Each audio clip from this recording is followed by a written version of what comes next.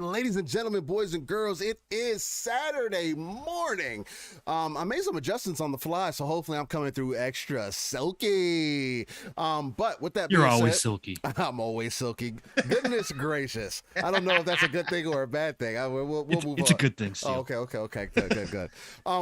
If I'm not loud enough, definitely let me know. Hit me up in the chat because I can't tell quite yet, but we'll work on that as we'll move through the show. But I have to introduce you guys to the one of the most outlavish podcasts that you could ever find across any audio stream or even live on YouTube, man, on a Saturday morning. And that's Living Splitscreen with your hosts, Steel and Pong Steel, man. And look, it is I am him, the one and only Steel Brain, and it's been an interesting week. I haven't been able to get a lot of game time in. I was kind of been all in and out of Halo a little bit all week. Definitely interested to jump back in today. This next week is really lined up for me again. The stars have aligned. I got 4 days off, so it's going to be heavy Halo legendary. I'm kind of debating, and y'all can let me know, hit me up in the chat if it's something that sounds good. I'm kind of debating on doing legendary playthrough.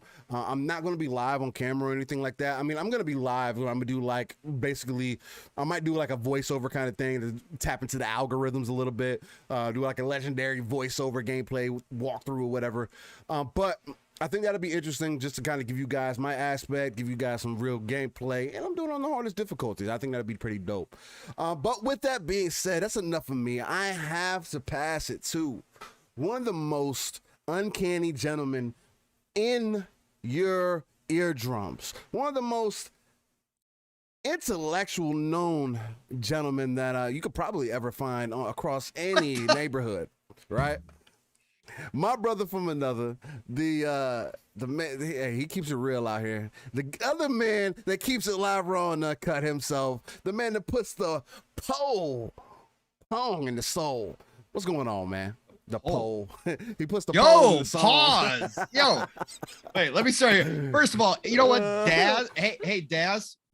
I can call Steel Silky, okay? Pause. Okay, I can call Steel Silky.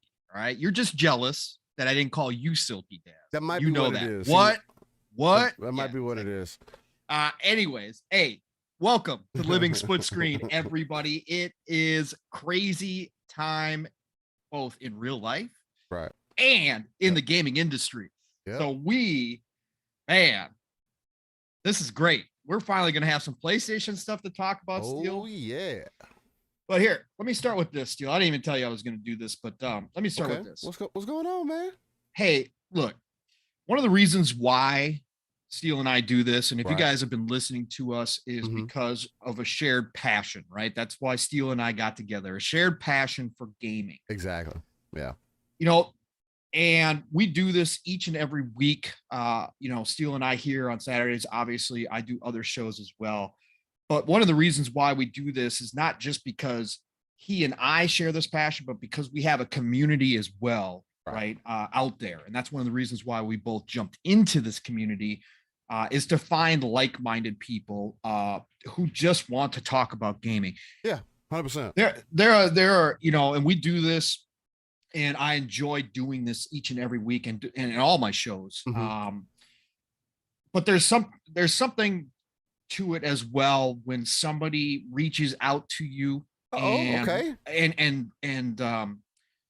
kind of confirms or backs up those reasons why you're doing something. And I've had this before. We've had this before. But look, 100%.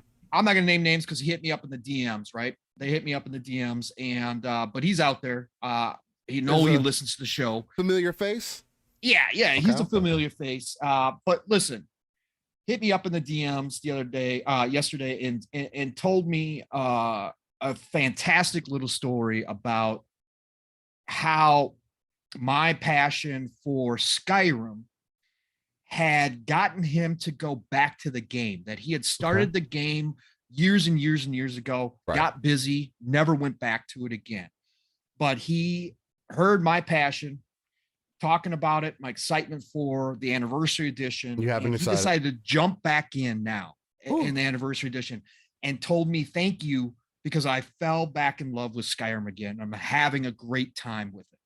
It's those little things. And again, it's not about everybody reaching out all the time, but it's just amazing. Those little moments that just really made my day, right? It made my day to have somebody do that, because that's the reason why we got into this, Steel. Exactly. Was because of that. 100%. Because it's gamers here, and we don't have to like everything, and we don't have to be the same. That's the great part, is there's so many different styles of games, so many different ways to play now. It doesn't matter, because there's something for you out there.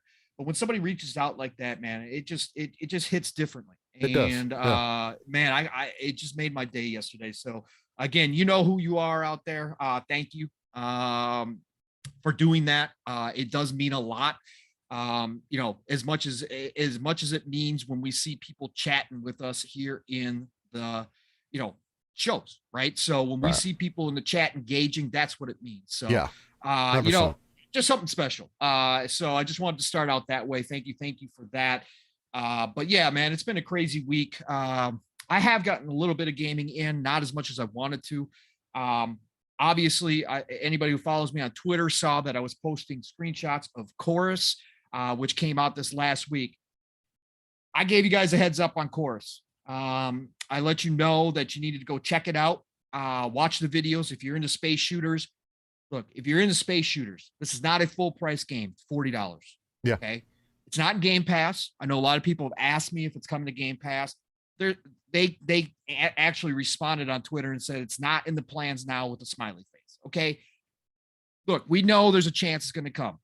I know it's Halo for a lot of people right now, but if you are into space shooters, I highly recommend go watch the videos, decide for yourself. But if you're on the fence, if you like space shooters and you're wondering if the game is going to be worth it, it's worth every one of those $40. Okay. I'm telling you that up front. If you're into space shooters, this is one of the type. Oh, I think Pong died. Hopefully he doesn't stay frozen for long, but just to kind of pick up from where he kind of left off with Pong being frozen in time, we're going to get a good screenshot of that. Courses definitely has been an excellent game from what I've seen thus far. Pong's kind of interest in it definitely piqued my interest. And then with that, it's kind of pushed that ball forward. Because I was playing a little game called Everspace 2. Everspace 1, I believe, I can't recall if it is available on console, but I know it was available on PC. Everspace 2 is available on Game Pass PC. And that reminded me of Course a lot. For whatever reason, it had that same type of feel. I'm gonna get him off the screen real quick, move some things around. You're gonna have to deal with us being a little all over the place right now as Pong leaves. You like my little double action you got going on for you. We'll get Pong back in here as soon as he can. But in the meantime, between time, I'm gonna switch over to. I'm probably gonna switch over to. Yeah, we'll just leave it like that. That's perfectly fine. I'll just stay cut up. I'm the cut up guy.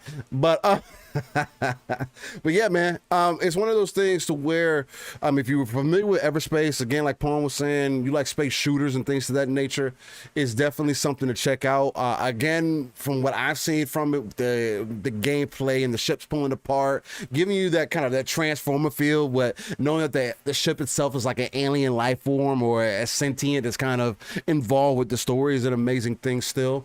If you're into that, again, we come from an era like Star Fox and other space shooters like that are really, really dope. Again, if you're on the fence and you got a PC, I definitely recommend jumping into a game like Everspace 2 that also has a very expansive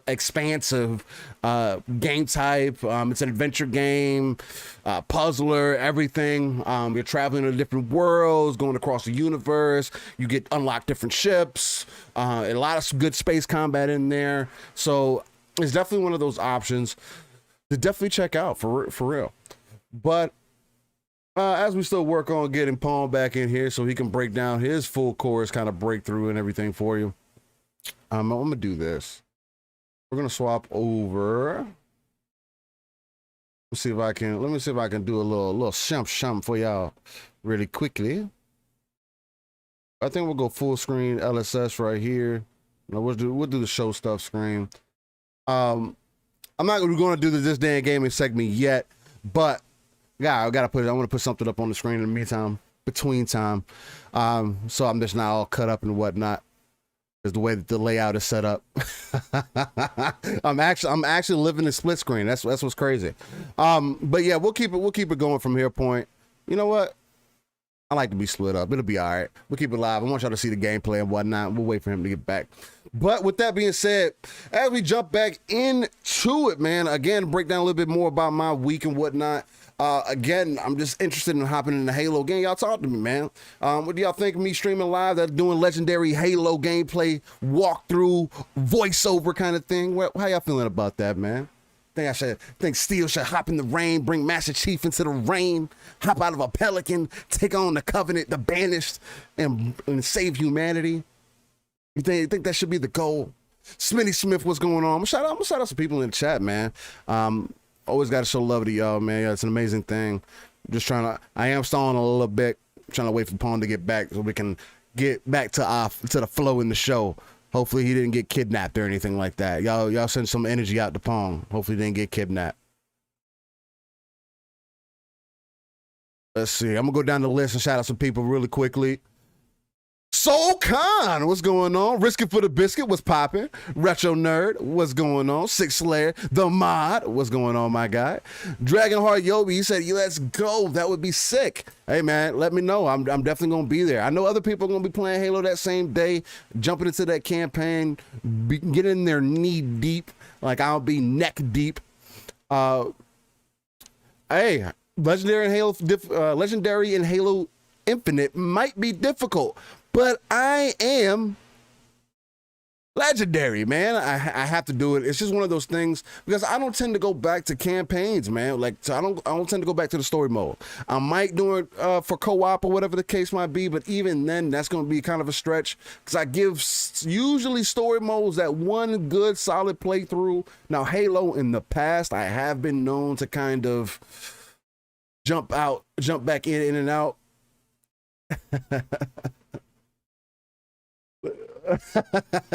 Paul, hey, yo, shout out to Water and Dash House. That's a funny tweet, dog. He said some technical difficulties for Pong Solo as he belts out an operatic solo. Yeah, we had Pong frozen. I wish he would have still been there. I think that would have been hilarious to keep him in there. Oh, goodness gracious. Hold on real quick. Let me make sure he's not. So when he does come back, that he'll just pop in. I'm going to send him the link too. But yeah, I get that one good solid playthrough for a Halo or just any story mode game, and then I'm like kind of out of it. So that's why I usually end up playing on the harder difficulties. But yeah, man, it's definitely going to be an excellent experience. And Pong is back. Pong's back. We made it. We made it. We stalled out just enough. Tech sucks. I want to go back to rotary phones. I want to go back to. I want to be done with all of it. Hey, Sorry, man. folks. Sorry, folks. Not great during a 2-man show though. Like it's one thing to happen when you're on panel, right? And you got 4 other people to cover you. But when it's just you and me. Hey man, I was here covering. We were talking about Halo. I was trying to get to talk to the people, shouting out some names. Trying to ask the people if they'd like to see me play some legendary Halo. He said digging the new camera angles. Oh, you were doing some self-promotion. Yeah, man. I was doing steel head, steel body. Shout out to Neo. He was like, yo, I like to do camera angle. You're literally split screen now. Yeah. That's what I was going for. See? Yeah, see? I see how you are. You're already prepping for the day when I'm no longer here. Hey, people. Hey, look, man, you'll leave me before I leave you. I'll put it to you like that. I'll play it. Whoa. I'm teasing you, man. I'm teasing you. But you were talking about, yes, I am. Come on now. We were talking about Chorus. I gave the people a little bit more spiel about how I felt it was kind of like Everspace and whatnot, and that I was letting people know, hey, if you're kind of on the fence, you have PC to check out Everspace 2 because it is available on there for free, part of your subscription service. But yeah, man, you were kind of in the middle of it saying, hey, this is one of those games where it was everything that you wanted, that you said it was going to be, that it's worth every bit of $40. Yeah. That's where I cut out. That's where I cut out. Yeah. Okay. Yeah. So it's definitely worth the $40. A lot of the game feels like a AAA game. A lot of the game is that kind of quality. You're going to be blown away by some of the visuals. Like I said, the controls are some of the tightest controls I've played in a space shooter in a long time. Once you get it down, the control scheme that they've got set up is near perfect once you figure it out. And so the acting, there's going to be parts in it where you do understand the budget, right? You get that it's a AA game, right? You're going to get those parts of it. But most of them, where they cut corners, are inappropriate spots that don't affect the main story, the main gameplay, all of that kind of stuff, right? You could tell where their focus was at. The acting is hit or miss. However, the main character, Nara, and the main ship, Forsaken, those 2 actors are off the charts, especially Nara. The girl who plays Nara is simply absolutely fantastic. The story is very well done. It may be tropey. It may have a lot of the same aspects that we've, same kind of plot lines that we've heard in the past. However, how it's done is really, really good. The cutscenes are awesome. So I definitely would say, again, if you are into space shooters, if you've been looking for that fix, this is worth the $40. Do I probably think it's going to come to Game Pass at some point? Yeah, probably. It's probably one of those games that's going to hop into Game Pass down the road. Yeah. But if you're just looking for something right now, it's well worth your time and well worth your money. So go get Chorus for sure. So I did play that. I played that for, 3-4 hours the first night that it came out. I went to, took a trip to New Zealand and played it. So it was awesome. So I definitely highly recommend that people hop into that. Otherwise, still working on Skyrim. Did not get any Battlefield in this week. I got to try Battlefield this weekend because they just dropped another patch on Battlefield. For those of you who've been waiting, people said it feels tighter. I was watching some videos from people yesterday. Yeah, I was watching some videos from people yesterday, and it definitely looks like they are fixing a lot of the issues. They already gave us the roadmap of what they're looking to do. And we're going to be talking about Battlefield universe and why Battlefield is not going anywhere. Definitely will. So, and it's sold. I think numbers finally came out first week, almost 4.5 million copies sold. That's pretty good. That's pretty good for Battlefield. Hey, they've lost a lot of their base on Steam. Yeah. That was reported this week as well. However, Battlefield is not going anywhere. My fears about what would happen if they did not stick to landing, which I will say they did not stick to landing the way that I thought they needed to in any way, shape, or form. I'm loving the game, but they did not stick to landing. It's got its problems. And that it might be the end of DICE. That ain't happening, folks. They're quadrupling down, not just doubling down. They're quadrupling down on this stuff. So we'll talk about that in a little bit. Got to talk about it. Steel and I do have a time frame today. This is going to be one of the few shows where we are on a time limit. We definitely are. My dad being in town, so I got to go visit him this afternoon. Family, man. It don't happen very often. Hey, so it's a us problem, not a y'all problem. Yeah, exactly. But so Steel and I, we're gonna see how this goes because Steel and I have never really been on kind of the time frame. So we got a lot of stuff to get to. Steel, I'm ready to get down to business. Things blowing up everywhere. Let's do it. Hey man, ain't nothing to it but to do it, man. I do want to shout out a few more people out here just before we jump knee deep into the podcast itself. Again, ladies and gentlemen, we do go live every 9 a.m. Central, 10 a.m. Eastern, 3 p.m. UK time. That is Living Splitscreen. Your Saturday guys, man. Just come holler at us. We are on Twitter, mainly at I and at Pong. So come holler at us, man. With that being said, let's jump into this day in video game releases, man. We got to find out what's coming up. You like to end the show? You were going to end the show. You were going with this day in gaming already. I'm throwing off the technical. Thanks for joining us. Gotta go. The technical difficulties got me off now. But you say, hey, it's gonna be a short show. I'm letting people out. Yeah. No, you like the way I recovered that, though, right? I do. I watched it happen in real time, and I was like, oh, okay, all right, he's got it. But I had to point it out, of course. All right, let's go. So, what's coming up in gaming? What's going on this week, man? What's upcoming in games, man? Yeah. So this week, it's a dead week. Nothing's coming out this next week. I don't think anybody has anything to play. So just watch some TV, watch some movies because there's nothing coming up.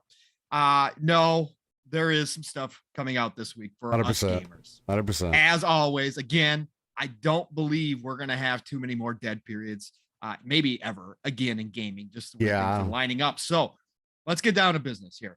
Week of December the 6th coming up here. So we are going to start out with a huge title, the biggest MMO going.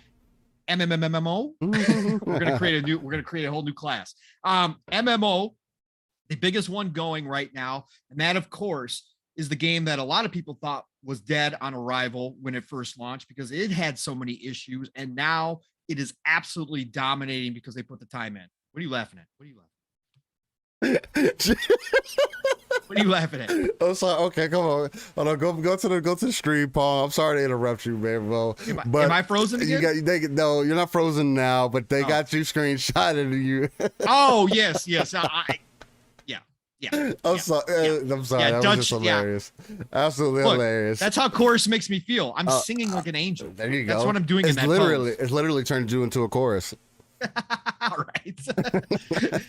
So the biggest MMO going is Final Fantasy 14, and the final expansion, supposedly what's going to be their final expansion, but we know how this goes, especially when you're rolling in cash like Square is right now with this game. 100%. Final Fantasy 14 Endwalker expansion drops this week. I saw a bunch of people on Twitter, some of the peeps I follow, all excited for this. So this could mean, however, now that this is dropping on December 7th, that we finally start getting work done on the Xbox version of this because it needs to come to Xbox. This was promised on stage by Phil. I've been trumpeting this Square needs to get off their high horse and get this done.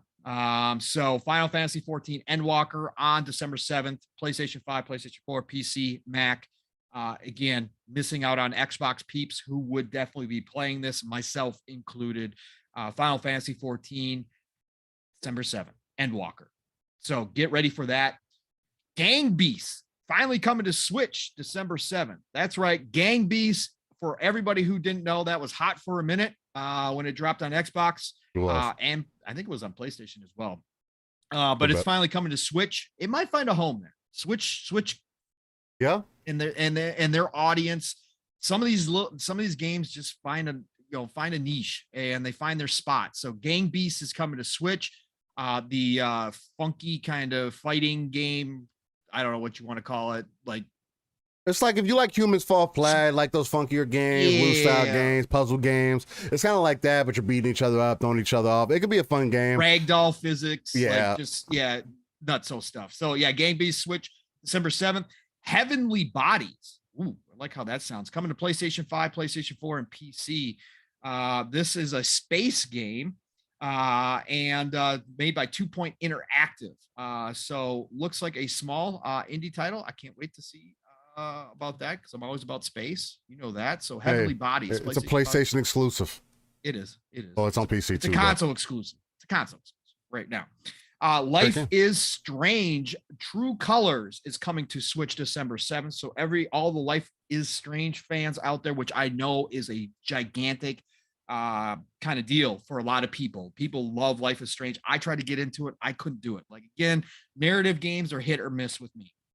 But I know Life is Strange is popular. So shout out to everybody over on Switch that's been waiting on True Colors to show up. That comes out December 7th.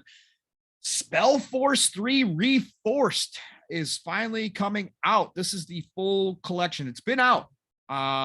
It had I don't know how to say. Spellforce 1 and 2 were actually kind of middling hits on PC. Yeah. They've gone back. Spellforce 3 Reforced is coming out for everything, right? So it's coming out for PlayStation 5, Xbox Series consoles, PlayStation 4, Xbox One, and PC. Spellforce 3 is something that I've got my eyes on. It's published by THQ Nordic. You know my love for THQ Nordic. This is developed by Grimlore Games.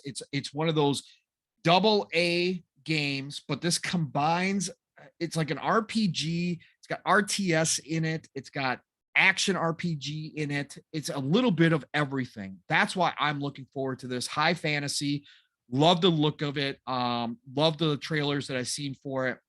So anybody out there looking for that style of game, Spellforce 3 coming out December 7th. Like I said, it's in my wish list right now. So it'll be something. Again, I've got so much right now. I really want it, but I think I'm going to hold off because the budget gamer that I am, I've got to be careful. I just picked up Chorus, so we're gonna hold. I think we're gonna hold for right now. On a side note, I think THQ Nordic would be really good at making a new Gauntlet game, like a Gauntlet Legends game. I think that would be. I think if they tried their hands at that, that could be a low-key sleeper hit right there.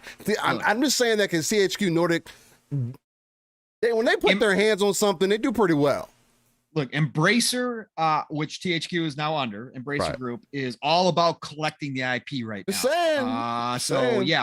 I don't know where the Gauntlet IP or who owns it right now. I have not looked that up, but you're on to something. I think that'd be dope. I'm just saying, just because they dabble in a lot of that, and I think they got some talent for that. So I can get down with that for sure. White Shadows. This is coming out for PlayStation 5, Xbox Series consoles, and PC. So this is a current gen only title, which I have not heard about. Black and White. Monokel developer, publisher, head up platforming game. Black and White looks interesting, but only current gen stuff. That's pretty cool. I might have to look into that one, see what it's all about. But definitely giving that inside vibe or whatever you want, limbo vibes, just from the screenshot there. So I'm going to go take a look at that. That's White Shadows, and that comes out on December 7th as well. Then we've got some little indie title. God, a little indie title? What is this? A little indie title. God, I've never. Is it Halo? Halo? Is it Halo Infinite. Is that what this is? Yeah. Halo. Yeah. Halo Infinite, everybody. That's right. For you who have been under a rock or just woke up from a 20-year sleep, don't know what's going on in the gaming world, Halo Infinite. That's right. Killzone. Oh, my fault. Sorry. well, Halo was supposed to be dead when Killzone dropped. Oh, yeah. I thought that was the game we were talking funny, about. Funny, only one's still standing, and we're talking about it right now. So that's kind of crazy. Halo Infinite, the full release campaign, full multiplayer release. That's right. It comes out of beta December the 8th. For anybody who did not know, welcome to the real world. That's right. Halo Infinite is here December 8th. Steel already talked about it. He's got days off. I won't be taking days off, but I will definitely be hopping into that campaign, loving everything we've seen up to this point. So I cannot wait to get into the campaign. No, I will not play it on Legendary like Steel does. I am not into that. I will do it on co-op. So when the co-op becomes available, Steel and I will run through it on Legendary. But yeah, it will be dope. But Halo Infinite, everybody, of course, December 8th. Then we've got Loop Hero finally coming over Switch on December the 9th. Loop Hero is very popular with a lot of people. I tried it. Couldn't get down, right? There's some of those older style games that I can get down with and some that I just can't. This one didn't grab me. I don't know. It's coming on Switch and PC, or it's coming out. It was already on PC, I should say, March 4th, coming to Switch on December 9th. Yeah. So go check out Loop Hero. It is a big deal. So you might really like it if you got a Switch. It might be perfect for the handheld. Monster Rancher 1 and 2 DX. That's right. Monster Rancher is still around, live and kicking. Coming to Switch, PC, and of course, iOS. I say, of course, like everything comes to iOS. Didn't you say you didn't like Monster Rancher? Yeah, I wasn't a big Monster Rancher. That's like my childhood right there. I love Monster Rancher, but my fault. Go ahead. No, that's okay. That's one of those generational things. Like, again, I miss Pokemon, I miss Monster Rancher, and my kiddo didn't get. Well, my kiddo did get into Pokemon for a little bit, but never hardcore. So, yeah. But Monster Rancher, Switch, PC, iOS, December 9th, and it's the DX version. So go check that out. Then we've got Witchwood coming to PlayStation 5, Xbox Series, PlayStation 4, Xbox One, Switch, and PC. And that is coming out, December 9th. Developed by Alien Trap, published by Whitehorn Digital. It is an adventure game. I was down for little adventure games, especially from the indies. I like the art style and the cover too. Different. I like it.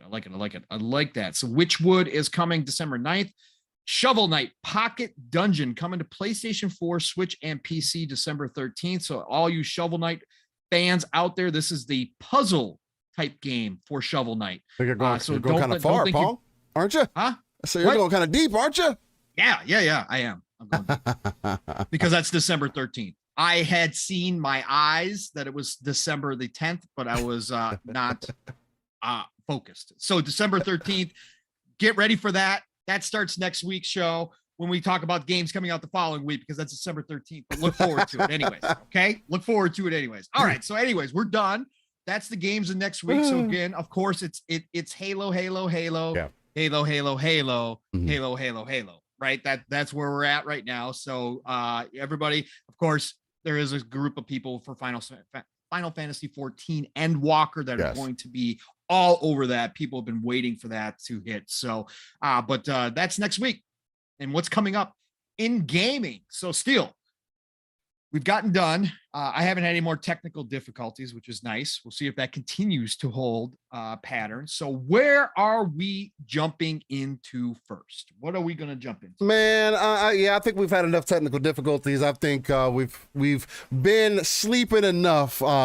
It's been a technical, difficult show, but it's all right.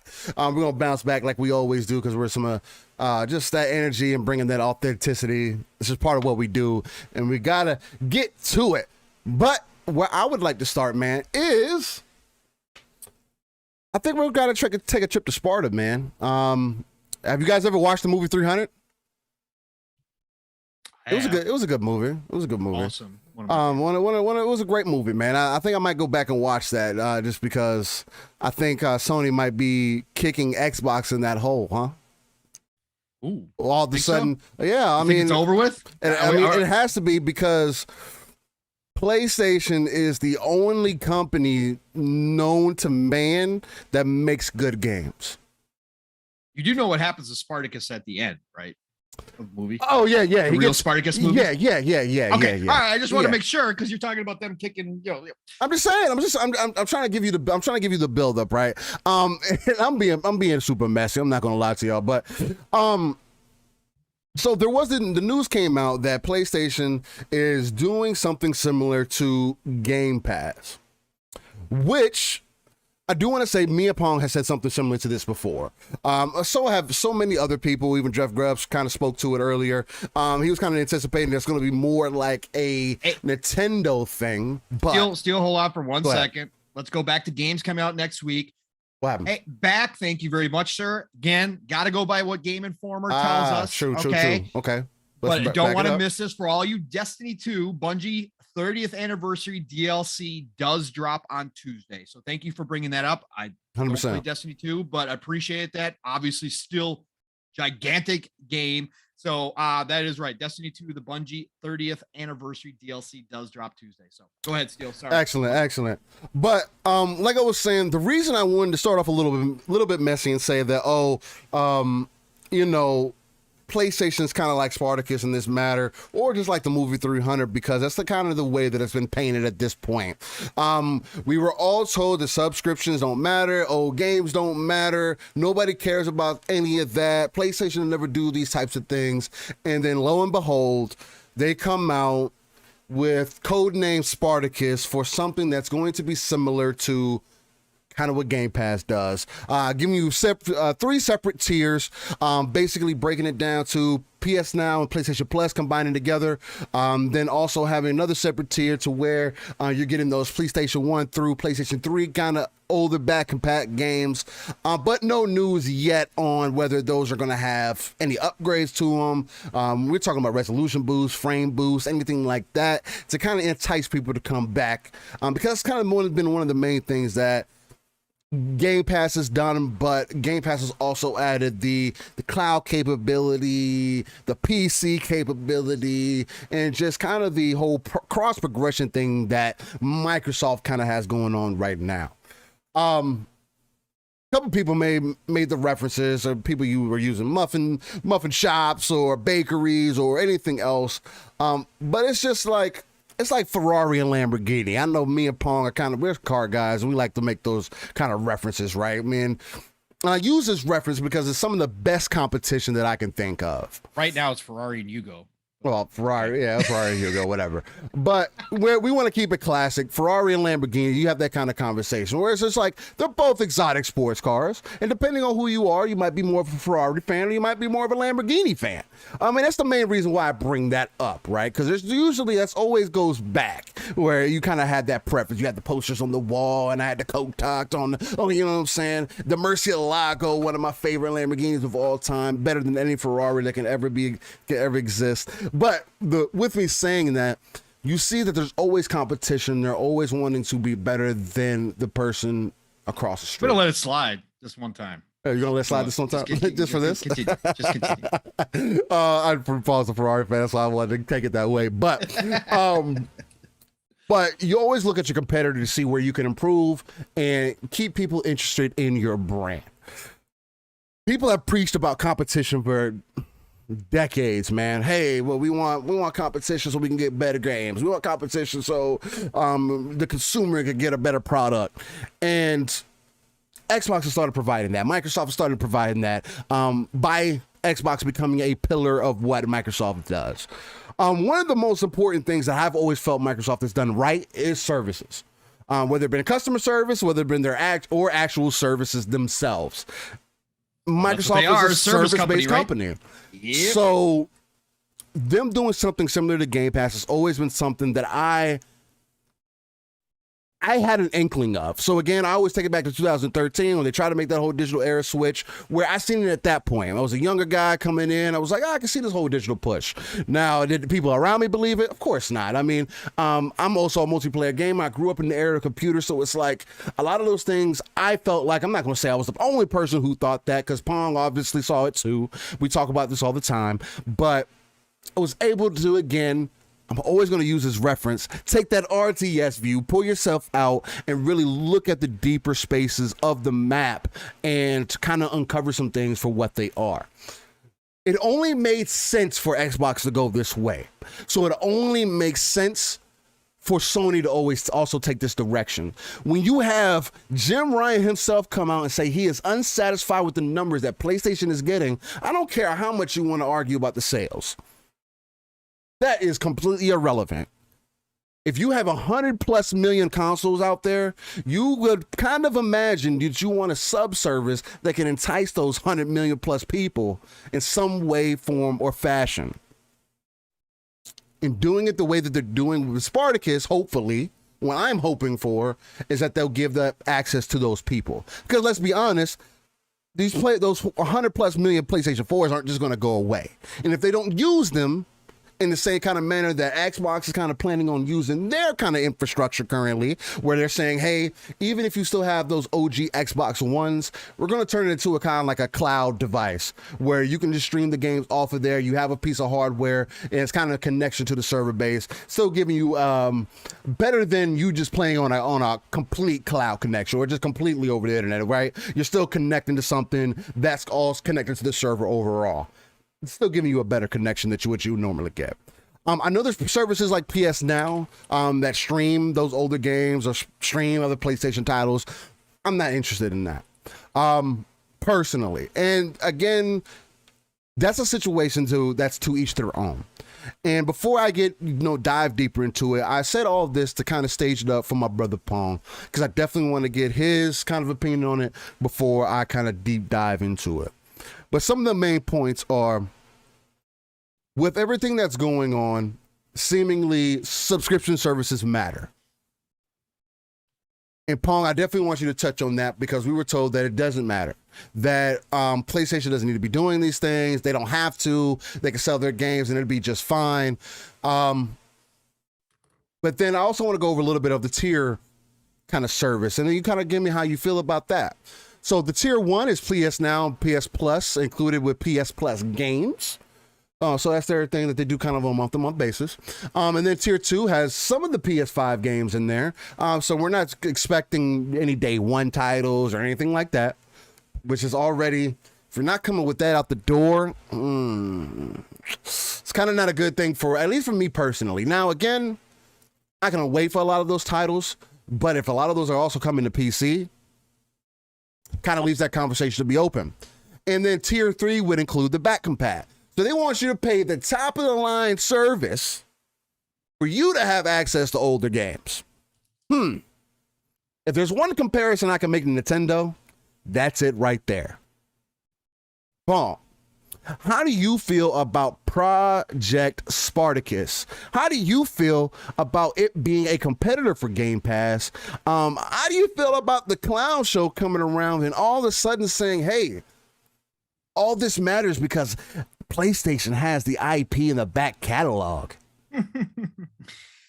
It's a starting point. Tell me about it. It's a starting point. Okay. It's a starting point. Everybody has to start somewhere.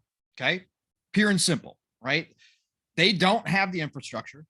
They don't have the resources. We've been talking about this for the past year about what Sony was going to do to compete with Game Pass. But for Sony, they don't have the infrastructure. They don't have the resources to do a 180 on the spot. Okay.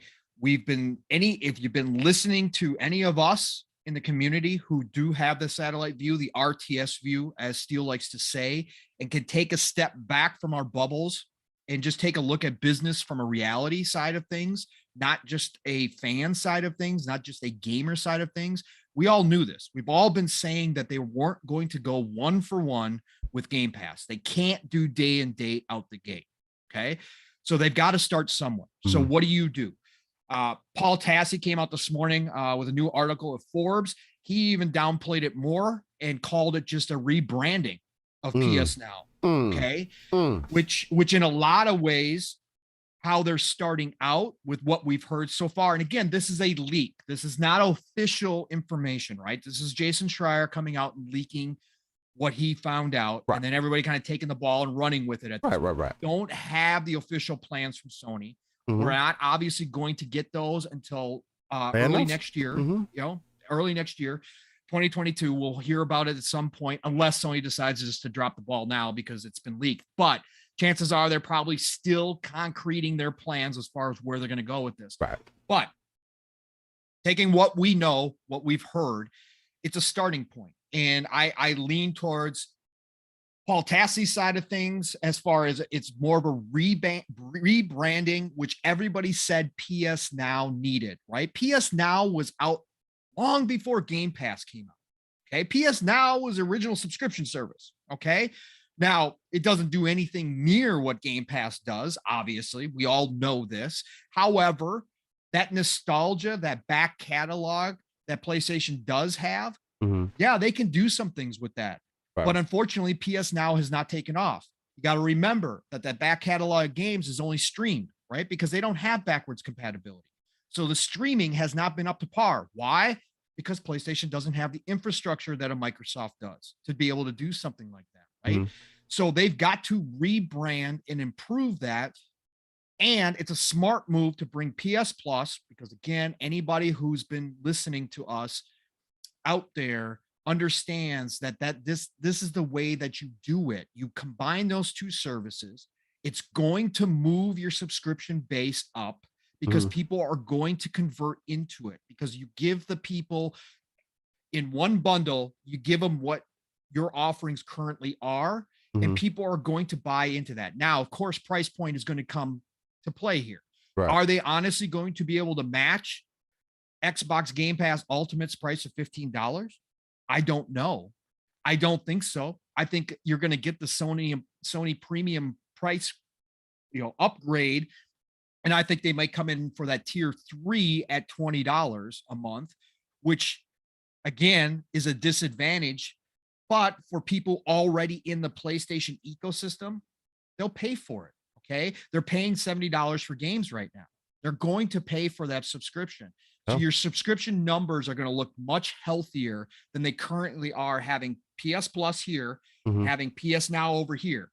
PS Now has, I think they're at somewhere like 3 million. I think that was the latest numbers, 3 million after all these years. They're sitting there at 3 million when you got Game Pass, 18 million publicly. We all know that's closer to 30 million right now. That's a disparity you can't have. So bringing those two together, you're going to bring your fan base together. They're going to get a bump in subscriptions, right? So this is a starting point. As that subscription service grows, and if they do it right, they can offer some, they're going to offer some they're going to offer the PlayStation 4 catalog in there, some of it. They're going to give you PlayStation 5 games, which they already do on PS Plus, right? They give you that baseline. They're going to start throwing some PS5 games in there to entice people, not day and date. I'm talking about the Demon Souls, the Ratchet Clanks, the stuff that's already been out. They're going to add those in there, right? And they're going to try to entice people that way. But as that base grows, as they see the monthly numbers increase, that's when you're going to see Sony start to expand out. This is all part of the long-term play, just like their PC ports, right? We're just seeing the beginnings of that. We talked about it here. We eventually say that PC ports will be very close to day and date, if not day and date at some point, right? Because it only makes sense money-wise, business-wise. Jim Ryan's head here, okay? Jim Ryan is in charge. He's the numbers guy. He sees what Xbox has got going on. They just can't do it overnight. So it's going to be a slow burn when it comes to this service. I think that starting here is a great place for them.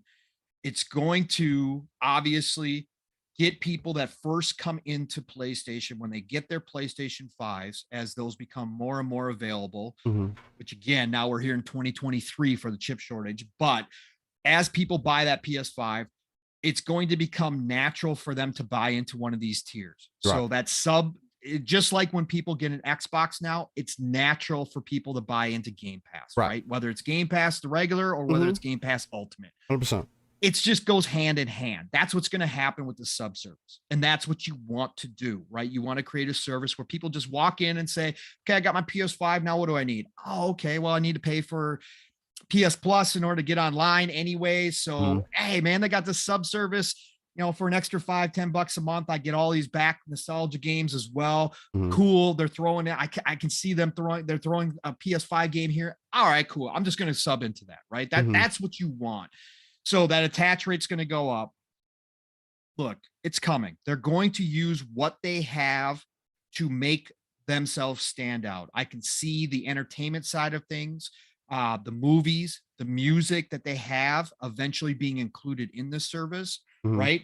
And then eventually we get closer to day and date games once they have that base level, whatever their mark is. We know that for Xbox, it's somewhere between 30 and 50 million, right? Eventually they're going to do away with gold. They need that mark.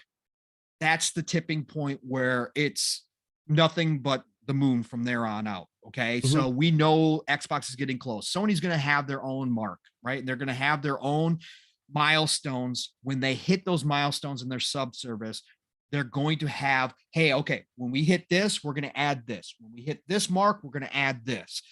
Because you have to have continuous content in a subscription service. Sony isn't stupid. Jim Ryan isn't stupid. He can't be sitting back and telling the board, yeah, we're going to do this whole rebranding of PS Now, and everybody's just going to flock in, and we're just going to, maintain this sub rate. No. That's not how it's going to work. You got to have content in there, right? So that's what they're going to do. They're going to continuously add. This is going to be Game Pass's little brother for a long time. Right. Okay. It's not going to be a quick turnaround. This is going to be Game Pass's little brother. But what I will say, right, this is what competition does. Okay. This is what competition brings. They would not be doing this if Game Pass was not successful. For all the people, all the circus, all the clowns who wake up daily with makeup on their face, listen. You guys have been trying to spout off that it was never going to be successful, that it was not going to work out, that it was not going to maintain. You're wrong. You're wrong. You're wrong. You're wrong. Okay. Period. Sony's doing this because they know that it's successful. They know that long-term subscription money is much better than the one-hit wonders, no matter how many copies you sell at $70. That continuous subscription money coming in each and every month is worth a lot more than that one hit. Okay. That's what this is about. And as they try to drive into the multiplayer segment again, which they are doing, we already know that they're investing. Steele's going to talk about factions at some point during this show. As they drive towards that multiplayer base as well, that subscription service, that engagement level is what they need going forward. That's the most important metric into the future. Sony knows this. So they are going to do this. But until that time, they are going to be Game Pass's little brother. Okay. It's never going to be a 1-for-1 with Game Pass. And Xbox has such a gigantic lead right now, like Netflix. It's going to be near impossible to ever match what Xbox can do. Sony's going to have a big subscription base just purely off the numbers, right? Just purely off how many people buy into PlayStation. However, Xbox is on a whole nother level. And I don't think they can make up that gap because Xbox has the infrastructure to go after 2 billion, 3 billion people. Sony's got a long way to go before they get to that point. They got a lot of things to work out. Like you talked about, Steel. They don't have xCloud. Okay. They don't have that kind of offering that can get them out there to all these other devices right now. They've got a long ways to go, but they are going to be successful with this. It is a big deal because we've been calling for it for a long time. We all knew this had to happen. Sony knew this had to happen. It's just a matter of when and how they're going to do it. So this is a starting point. I can't wait to see where it goes from here. I love the idea of it. I love their back catalog of games. I hope they put the time and investment in to try to figure out how to get those games actual backwards compatible so you can run them natively versus streaming. but I don't think that's going to happen. So I think you're going to be you're going to be playing old games in their original versions. Okay, you're not going to have the upgrades. Okay, that's the way it's going to be. Oh, so you know, sorry, that's going to be a thing, right? That they can't compete with. I hope they figure out a way to do it, though. I really do. I hope that they're looking at that saying, okay, Xbox has obviously found something here, whether we thought backwards compatibility was a big deal or not. We understand now it is, and we got to find a way to make this happen so that we can go ahead and offer that as well in the future. But I just don't think so, because I think their resources could be used elsewhere. They don't have the funds that Xbox does, which we all talk about constantly. It's different. It's right. different. It's big bank versus little bank. Mm-hmm. We're talking about billion-dollar company versus trillion-dollar company at the end of the day. And everybody can say, well, that's not Xbox. Xbox isn't a trillion-dollar company. It doesn't matter. When your parent is a trillionaire, guess what? You are too. Okay. That's how this works. Especially when you're a pillar now. Right. When you're one of the main focuses of that company, you are. Okay. So it's different. But I think this is a good starting place, Steel. And again, the clowns, the circus, look, stop. Anybody out there still listening to these guys, just drop them like a bad habit. Unsubscribe, move away from them. They're giving you bad information. Okay. Yeah, at this point. They're just giving you bad information. They haven't prepped. They haven't done their fans any service. Anybody listening to those people are always caught off guard. And then guess what you got to do? Just like whoever you're listening to, you have to move the goalposts to keep the narrative going, right? You have to move those goalposts, and eventually people stop caring about what you have to say or caring about your opinions. Exactly. They know your opinions are worthless at that point. Okay. Because you're not seeing the forest through the trees, whether you refuse to, or whether because you don't realize you're in the middle of a forest. Either way, it's bad news. Okay. Either way, it doesn't make any difference. So you are just putting out bad information. You'll look ridiculous when you can't see this stuff coming, or when you have to move the goalposts and change the narrative up. Because Steel, we already saw it. We already saw it yesterday. We already saw it. People trying to combine. Well, now, hey, PS Plus plus PS Now numbers. Sony's already at like 100 million people, and Game Pass is at 18. Look. Oh, stop. Yeah. Let's add Xbox Live numbers, and Xbox is at 118 plus million.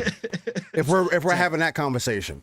And then we can also go even deeper than that if we want to play the numbers game and really be petty, because that's what matters to y'all, to people who do not have any investment in any reality to any of these companies, and are so bored with themselves that they have to argue about dumb shit online rather than playing games. That's my thing. But sorry, bro, I'll dive into that. No. It's fine. It's all a part of it. Whether you're intellectually dishonest or willfully ignorant, you've heard me say this a million times. It does not matter. It's bad both ways. Either you choosing to ignore the future, you're choosing to ignore the reality, willfully making yourself ignorant by not stepping outside of your bubble and learning a thing or two. Or you're intellectually dishonest because you know exactly where everything is going, but you guys want to continue to play this game because for some reason you get off on it. For some reason, it's an ego trip for you, right? For some reason, you think it's cool to rile people up and to get that negative energy flowing to you. Again, I'll never tell you what you can and can't do. Most of you are adults, even if you don't act like it all the time. So go ahead, do your thing. Average gamer's 30 years old. Exactly. But guess what? Don't expect people to take you serious. And we all know who they are. And again, it's both sides of the coin. There isn't just one side that does this. Both sides do it. Right. But right now, of course, it's the PlayStation side, right? Of course, it's those fanboys out there that can't deal, or at least can't even take a step back enough to actually give Xbox credit when credit's due. Like, that'd be so horrible to actually give a company credit. You bashed them all those years they were making mistakes. You bashed them all those years that they weren't doing the right thing. Now they're starting to do things right. And now you can't give them credit. And in fact, you can't even not give them credit. You start going after media people who actually have started writing good articles and talking nicely about Xbox because they are doing the right thing. You have to go after those people personally and call them Xbox shills, paid shills, after they were praising PlayStation the whole last generation when PlayStation was doing things the right way that everybody kind of appreciated. Yeah. That's how they got so big. But now that Xbox is doing it, they can't say anything about that. They're supposed to continue to parade PlayStation around and say that they're doing everything the best and Xbox is doing everything the worst. No, that's not how this works in reality, folks. They're journalists, they're media. They don't always get it right. We call after them here as well when they do stupid things or when they say stupid things or when they get the clickbaits out. But guess what? Giving a company credit is part of their job. That's probably part of what they're supposed to do, is supposed to look at reality and say, hey, everybody that reads me or listens to me or watches me or whatever the case, this is what's really happening out here in the real world. That's what they're supposed to do. And that's what they're simply doing right now. If Xbox missteps, guarantee you those same people will be all over them. Guarantee it. So get outside, get some help, and learn how to just live in reality. It's much better here. There's nothing wrong with complimenting a company that even if you don't like that company or even if you don't plan on buying their product, you can still compliment them. I can still compliment Nintendo, and I have zero plans of buying Nintendo ever again unless they do something major. They a hustler, baby. But I can respect that hustle. And I can say, hey, Nintendo did this thing good. I can say Metroid Dread from a visual perspective looks great. I love what I'm seeing, right? I can say those things and it doesn't, how does that hurt me? It doesn't hurt me. It doesn't hurt the fact that I go and still play on my Xbox Series X every single night. That doesn't hurt me at all. It's called what's good for the gaming industry, because what's good for the gaming industry is good for us gamers at the end of the day. We reap the benefits. Yeah, they make a lot of money, but we reap the benefits. And right now, PlayStation guys and gals are going to reap the benefits of the competition that Xbox has brought with Game Pass, because guess what? They are now getting their own service. And I'm glad they're happy for it.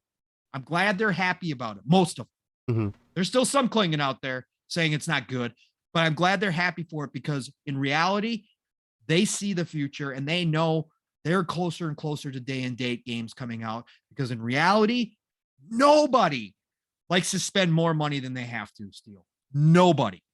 Average consumer don't. Nobody likes to spend more money than they have to.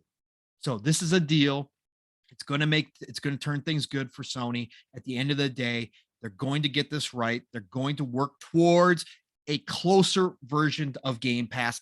I don't believe it's ever going to be one for one unless somebody like Amazon buys up Sony and has that $1 trillion backing. I think it's coming. Do what that's a possibility down the road. But right now, I just don't see it happening one for one.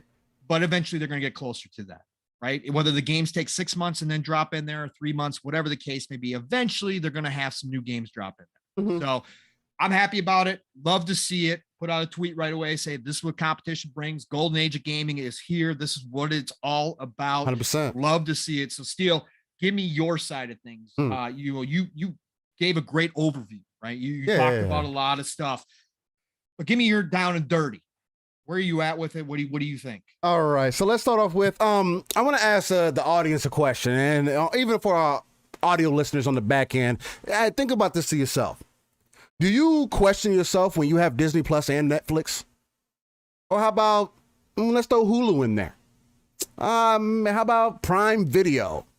How about you think about Spotify, Tidal? Whatever your great streaming services, do you think about having one or the other at the same time ever? Does that really bother you when you think about those things? It's a problem that, Disney Plus, I can't stand Netflix. Fuck that. Why would I get Netflix? No, you just get Netflix. Become a standard just to have it. There's an undeniable amount of IP and content on those services, which is why those people are subscribed to them, which is why when you just, it's just $10-15 a month. It's just a little $7 a month. Why was it a problem for Sony to think about doing that? That is one of the main points that I'm going to stay on right there. Because I never grasped the concept of that. Why is that a problem? Right? And most of us, we have all subscription services. Some people say, oh, what was the point of getting rid of cable if you were just going to pay the same amount anyway? Well, I mean, things are a little bit more tailored now, but I can understand that argument. 100%. And that could be argued, right? Whether you're paying the same amount or not. To each their own, whatever. We're gonna have to get the wife on the show. Yeah, we gotta get the wife on the show. We got some excellent commentary, not gonna lie. My main thing is I never understood if PlayStation came out with something that was exactly like Game Pass, why is that a problem? I think that would be nothing but okay. I think that will actually help gaming move forward, as we kind of see that it is with Xbox doing. Giving people accessibility. That's a string that I always like to pluck on. Accessibility, age of accessibility. I like to say that because it's 100% true. It's truer now than it's ever been before. This entire, somebody said something earlier to it. I think Mav said something like, "Oh, they're probably going to make you get this service so they can get you to play factions." Damn, isn't that funny? The company that didn't want you to pay for online, now wants you to pay for online, and then they might lock their multiplayer games behind an online subscription service. Where is Factions, by the way? I want somebody in the audience to let me know. You can even write me in the DMs, let me know, in case you might have some information from Timmy in the back corner that's been holding Factions hostage or whatever the case, because we were promised that 2 years ago going on, and the game is still, the mode is still not out. Hey, you know why, Steel? Real quick, wasn't Halo Infinite supposed to be a spiritual reboot of the Halo series? Mm-hmm. Technically, yeah. Wasn't that stated? I don't know. Quite a few times. Maybe it was. There was a lot of interviews. So yeah. Either way, and they talked about going back to the roots. We're talking about going back to the roots in Halo and everything. Okay. Why is it that when other companies release games half-assed, nobody has anything to say about that? You know the one thing that'll get me to buy a PlayStation? You know the one thing that'll get me to play Last of Us 2? You know the one thing that got me interested in the first Last of Us in the first place? Was the multiplayer. I told you, Chad, he was going here. I told you. PlayStation has been extremely lackluster on multiplayer. And my problem now is that all of a sudden it's important. All of a sudden, oh, it's great because it's PlayStation. With what content? Because even if they do this, like I was telling Pong in the background, I don't care about those older games. Single player games do nothing for me. I am the guy who plays it that one time and does not touch it again. And I play on the hardest difficulty. As I always say here, and I would never go back to it again. Now, for those who do, fantastic. I give you kudos. Mass Effect. Excellent game. Played it for the first time this year. Legendary edition. Hey, quote unquote, might be coming to Game Pass for a little slide note right there. It's coming. It's coming. Play it. First time I've ever played that game. Guess what? It's gonna be the last time I play that game, that series. I can't help that. That's something within me that's just always been the way. And then when I've reflected on that over the years, that has always changed my buying habits. Even when I didn't start buying games until I was like out of high school, damn near. You know what I'm saying? So it's like when I got games, I had that game and I had to be in that game. So you can kind of understand why I fell the way of multiplayer gaming. But me as a gamer who is confident within himself to know what I stand for, can sit here and tell the audience that this vision of service-based multiplayer being more prevalent than ever is something I've seen this entire time. And something that I've always wanted Sony to buckle in on and get it right, because they have games that they've done it with. Last of Us is a perfect example of that. Why is that the only game that comes to my mind? There's one other game that everybody always goes back to. What's the name of that game from back in the day that was on PlayStation that was multiplayer, Pong? SOCOM? SOCOM. Why are they the only two games that I can think of in the SOCOM? You saw how hard I had to think about that. There are Sony multiplayer games that give them any recognition.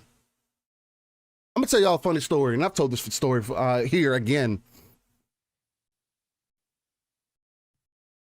There is, before I stepped into this community, I thought people who played single player games were casual gamers. We want to have that discussion, right?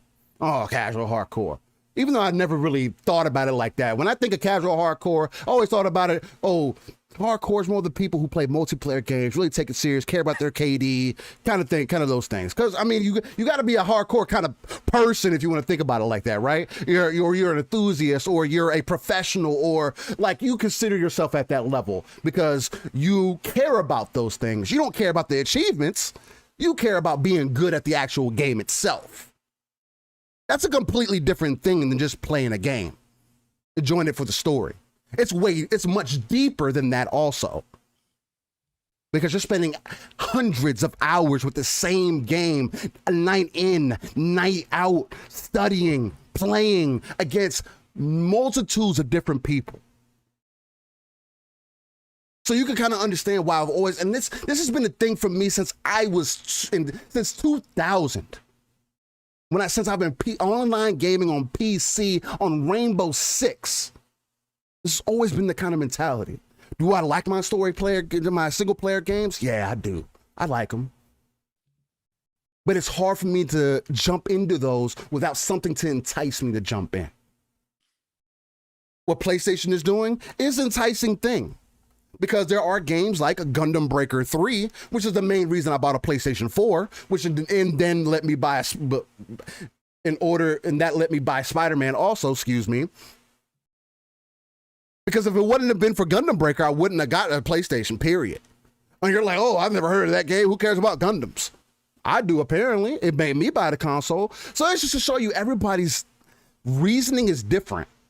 But the fact that y'all let people bully y'all into thinking that what their opinion is more important than yours, and we're talking about gaming and something that's supposed to be social, about community, about growing, that's why I had to change my mentality on it. Because it's not that. I see Doc Dark in the house 1985. I've made some quotes from him before here. Shout out to that guy. He spit facts. As someone that's kind of newer to the community, at least from what I've noticed, I've only been in the community, we've been in the community for like a year or so, Pong, now at this point, if that, whatever the case. Yeah, I've been like a year and 3 months. Okay, year and 3 months, because we came in at about the same time. At the same time, yep. So, and we came at it from jump. You could tell that me and Pong came at it from a passionate standpoint. We care about the overall aspect of what gaming is about, not just it's about this plastic box and if you're playing it's all about these story player third person over the shoulder games, and I don't give a fuck about that. It's about the overall arching amount of gamers that we have in our community. Why are we capped at 500 million people that are on a console or on PC? And there's 3 billion gamers. Why are we capped on hardware? Why can't we grow more, but y'all want to see these single-player games still thrive on? Y'all don't want services. You don't want multiplayer games. So what do you want? You obviously don't want the industry to grow either. And that's what bothers me. It's the intellectually being dishonest with yourself. Like, I understand doing this shit for fun and you having a good time. That's great and all. But when you have an audience and you're literally steering people in the wrong way, cool, have an opinion, whatever the case might be. But if you're a cornball, you're a cornball. It's that simple. It's crazy that I had to defend some of you nerdy dudes back in the day. And I consider myself a geek myself. I never had some of the problems some of these other people have, but I've defended so many people for a similar passion, which is gaming. Because it's something that I care about. And even if I felt one way before, that never took me away from being an enthusiast overall. Because we do, another point that I wanted to bring up that Dark has brought up, we are enthusiasts at the end of the day. This whole hardcore, casual thing, this shit needs to go out the window. Because why does it apply to gaming but nothing else? You're not a hardcore car guy. You're not a hardcore basketball player. You're not a hardcore whatever else you want to be. The only other thing that you could be hardcore at is porn. And that's not what we're talking about, is it? Whoa. I'm just saying. Wow. I'm just saying. You could be a hardcore porn dude? You can be a hardcore. There's hardcore porn. You can do that if you're into that. You know what I'm saying? I mean, is that what we're talking about? Hardcore porn gaming? What are we doing? No, man, you're an enthusiast. You enjoy it. You love it. That's why you spend the money that you do on it. You know, I know people make fun of TCLs and all these Xbox Series S's and, oh, it's not good enough. I know we talked about that a little bit last weekend. Oh, the Series S isn't good enough, and that's why it sold so well. People settled. Are you serious right now? So you're just completely oblivious to what the common consumer is going to do. You're so trapped in this bubble that that's all that matters to you. We're not thinking about the typical consumer who's still on PlayStation 4s or on Xbox One consoles. You think they're just going to magically put those down? They're just now shutting down a service for the Halo service for Xbox 360. Like, what are we talking about? And that's why I always say we have to take that RTS view and pull ourselves out of the situation. It's just crazy to me because I'm excited for this, man. I want to see PlayStation do it. And kind of the reason why I laughed on some of the points that Pong was making is because I see Sony doing PC day and date way sooner than y'all are anticipating, than people are trying to make it seem. Why? Because it does not devalue the console. Why? Because you're doing nothing but gaining more attention and more money in the long run. Because it does not hurt to have two subscription services side by side with each other. And we know Jim Ryan loves that money, Steel. We know Jim Ryan wants that money, that bottom dollar. That's what it's all about. That bottom line for Sony has to look good. Why can you have every other subscription service, but you can't have them both in gaming? Of course you can. You know what that's going to do? It's only going to grow them more. You know what that's going to do? It's going to create more competition. You know what it's going to do? Create a better ecosystem for the gamer overall. Because we will determine the market at that point, 100%. If we stop subscribing, guess what? They start losing money. Because now they're becoming dependent on this system. What Xbox has done is reach into the head of the gamer and say, look at this. We're doing this differently. And now it's becoming to a point where with the games that are coming in between the games that are blowing up, as we see with all these multiple different IPs and everything, and all these other multiple different developers we got coming in house, the service is becoming undeniable. That is why you sub to Netflix and Disney Plus at the same time, and Hulu and everything else. That is why you do those things. This is going to do nothing but benefit the market and grow it in a way where we can eventually get to those 3 billion. PlayStation is behind the ball. Right. They have no back end for this. They have to work on this.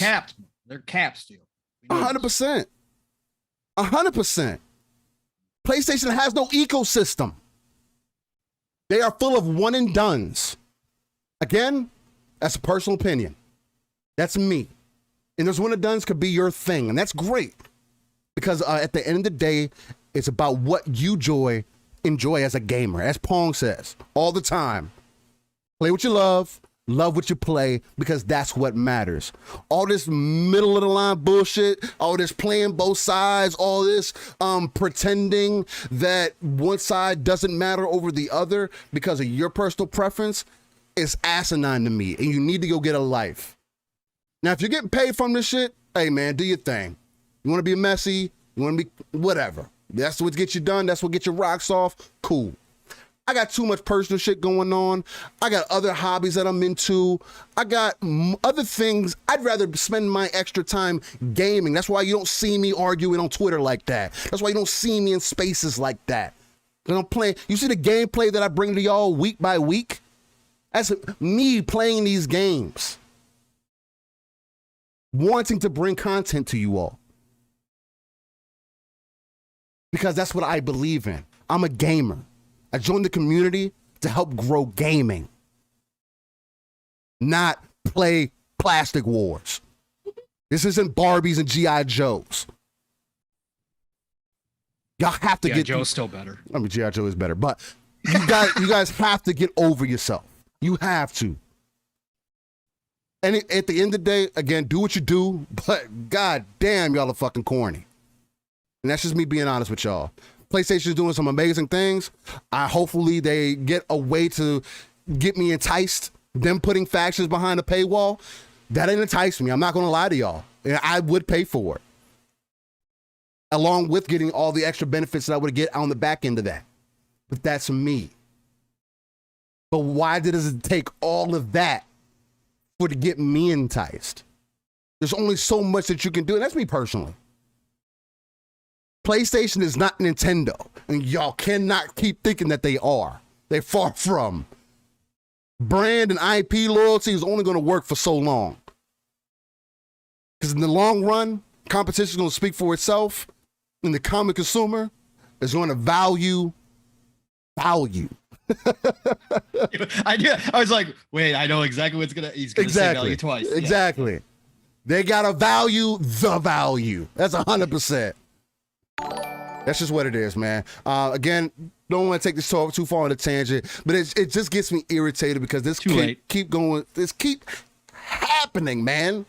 And I don't like this intellectual dishonesty and people just constantly being corny, defending numbers for a company that they have no ties to, but can't speak on anything on an intellectual manner is amazing to me. Man, how y'all spin shit is amazing to me. It's just jokes, Steel. It's just jokes, man. Hey, it's just jokes. Y'all it's just jokes, man. Hey, guess what?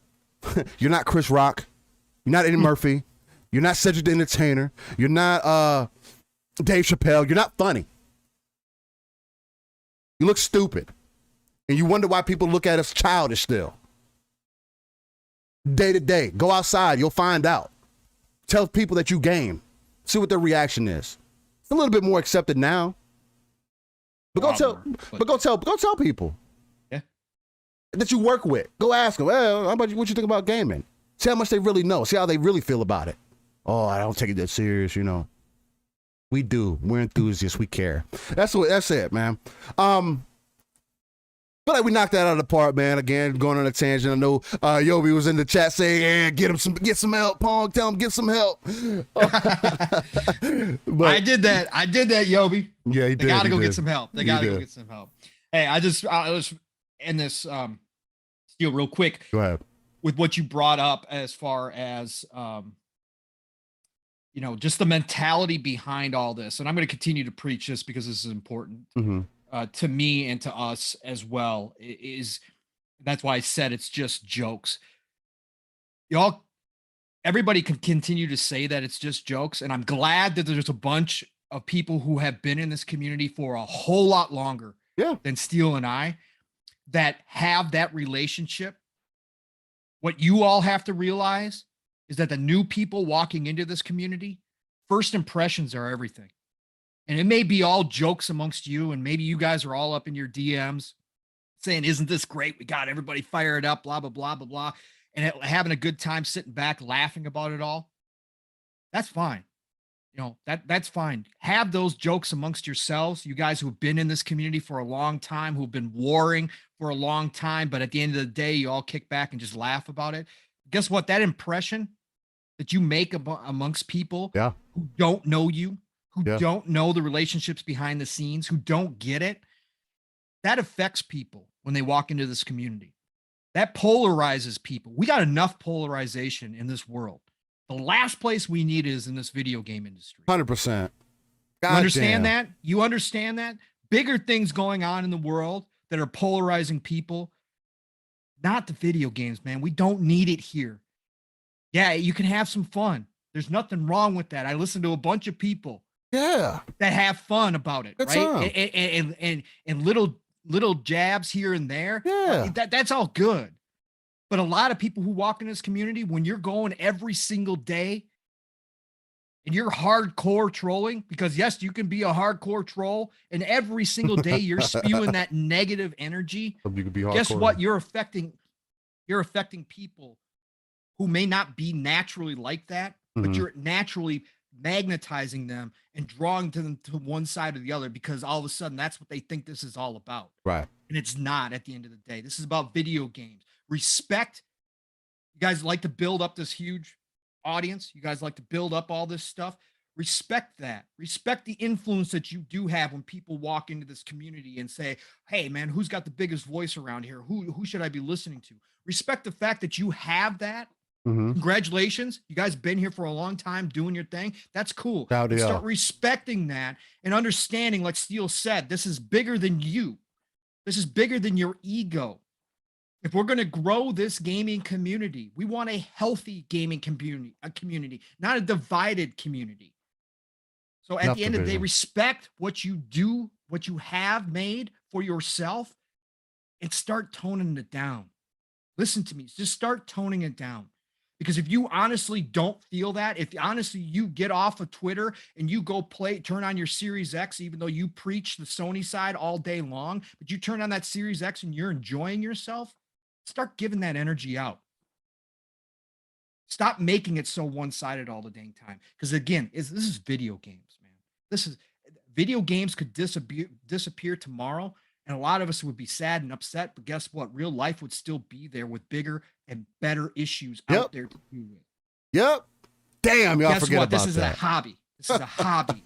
Stop treating it like it's some kind of business. Stop treating it like it's your money out there. Stop treating it like this is life or death in here. This is not about it. That's not what it's about here. Okay. It's about gaming community. It's about everybody enjoying something that was originally created for children to have fun. And yes, we are all adults having fun. That's what it should be about. Spread the energy that you want coming back. Spread the energy that we know is going to attract more people into this community. Because the bigger we get, the better off we all are. So guess what? Just get some help. If you can't let it go, get some help. You know? Hey, 100%, man. We're about 90 minutes in. I know we gotta end the show short kind of today. We already went hard on the topic so far. But I definitely think that leads in a good place to where we definitely want to talk a little bit about the future of DICE and Battlefield. I know I wanted to definitely talk about this at least because I know we're probably going to at least talk about this for another 30. Just because me and Pong are both very passionate about Battlefield overall. Speaking of something that's cross-platform and everything else. And we want to see Battlefield really step into its own that it kind of has been missing out on since the days of Battlefield 2, 3, Bad Company 2, and so on and so forth, right? Vince Zampella has been appointed to lead Battlefield into its hopefully future glory. And the biggest reason why I kind of wanted to bring this up, and I thought this would be good for conversation, I heard you and Mav talking about it on PM and the PM, and y'all bringing up some excellent points. And it kind of made me want to give because I went in and I listened to a Ryan McCaffrey interview with Mr. Vince Zampella. And, typically I'm not too in favor of Ryan himself. Right back. Yeah, you good. Typically, I'm not too much in favor of Ryan himself. I feel like sometimes he comes across soulless. Just as far as talking about the content, and even in that interview, kind of bothered me a little bit. But I want to kind of give you a rundown of Mr. Zampella's Vince, the creator of Titanfall itself. Kind of a background on him, and then why I feel, based off of this knowledge, that he's going to be good for Battlefield, because I feel like it matters, man. Not only for Battlefield, but also for DICE. So, Vince Zampella, worked on Medal of Honor Allied Assault.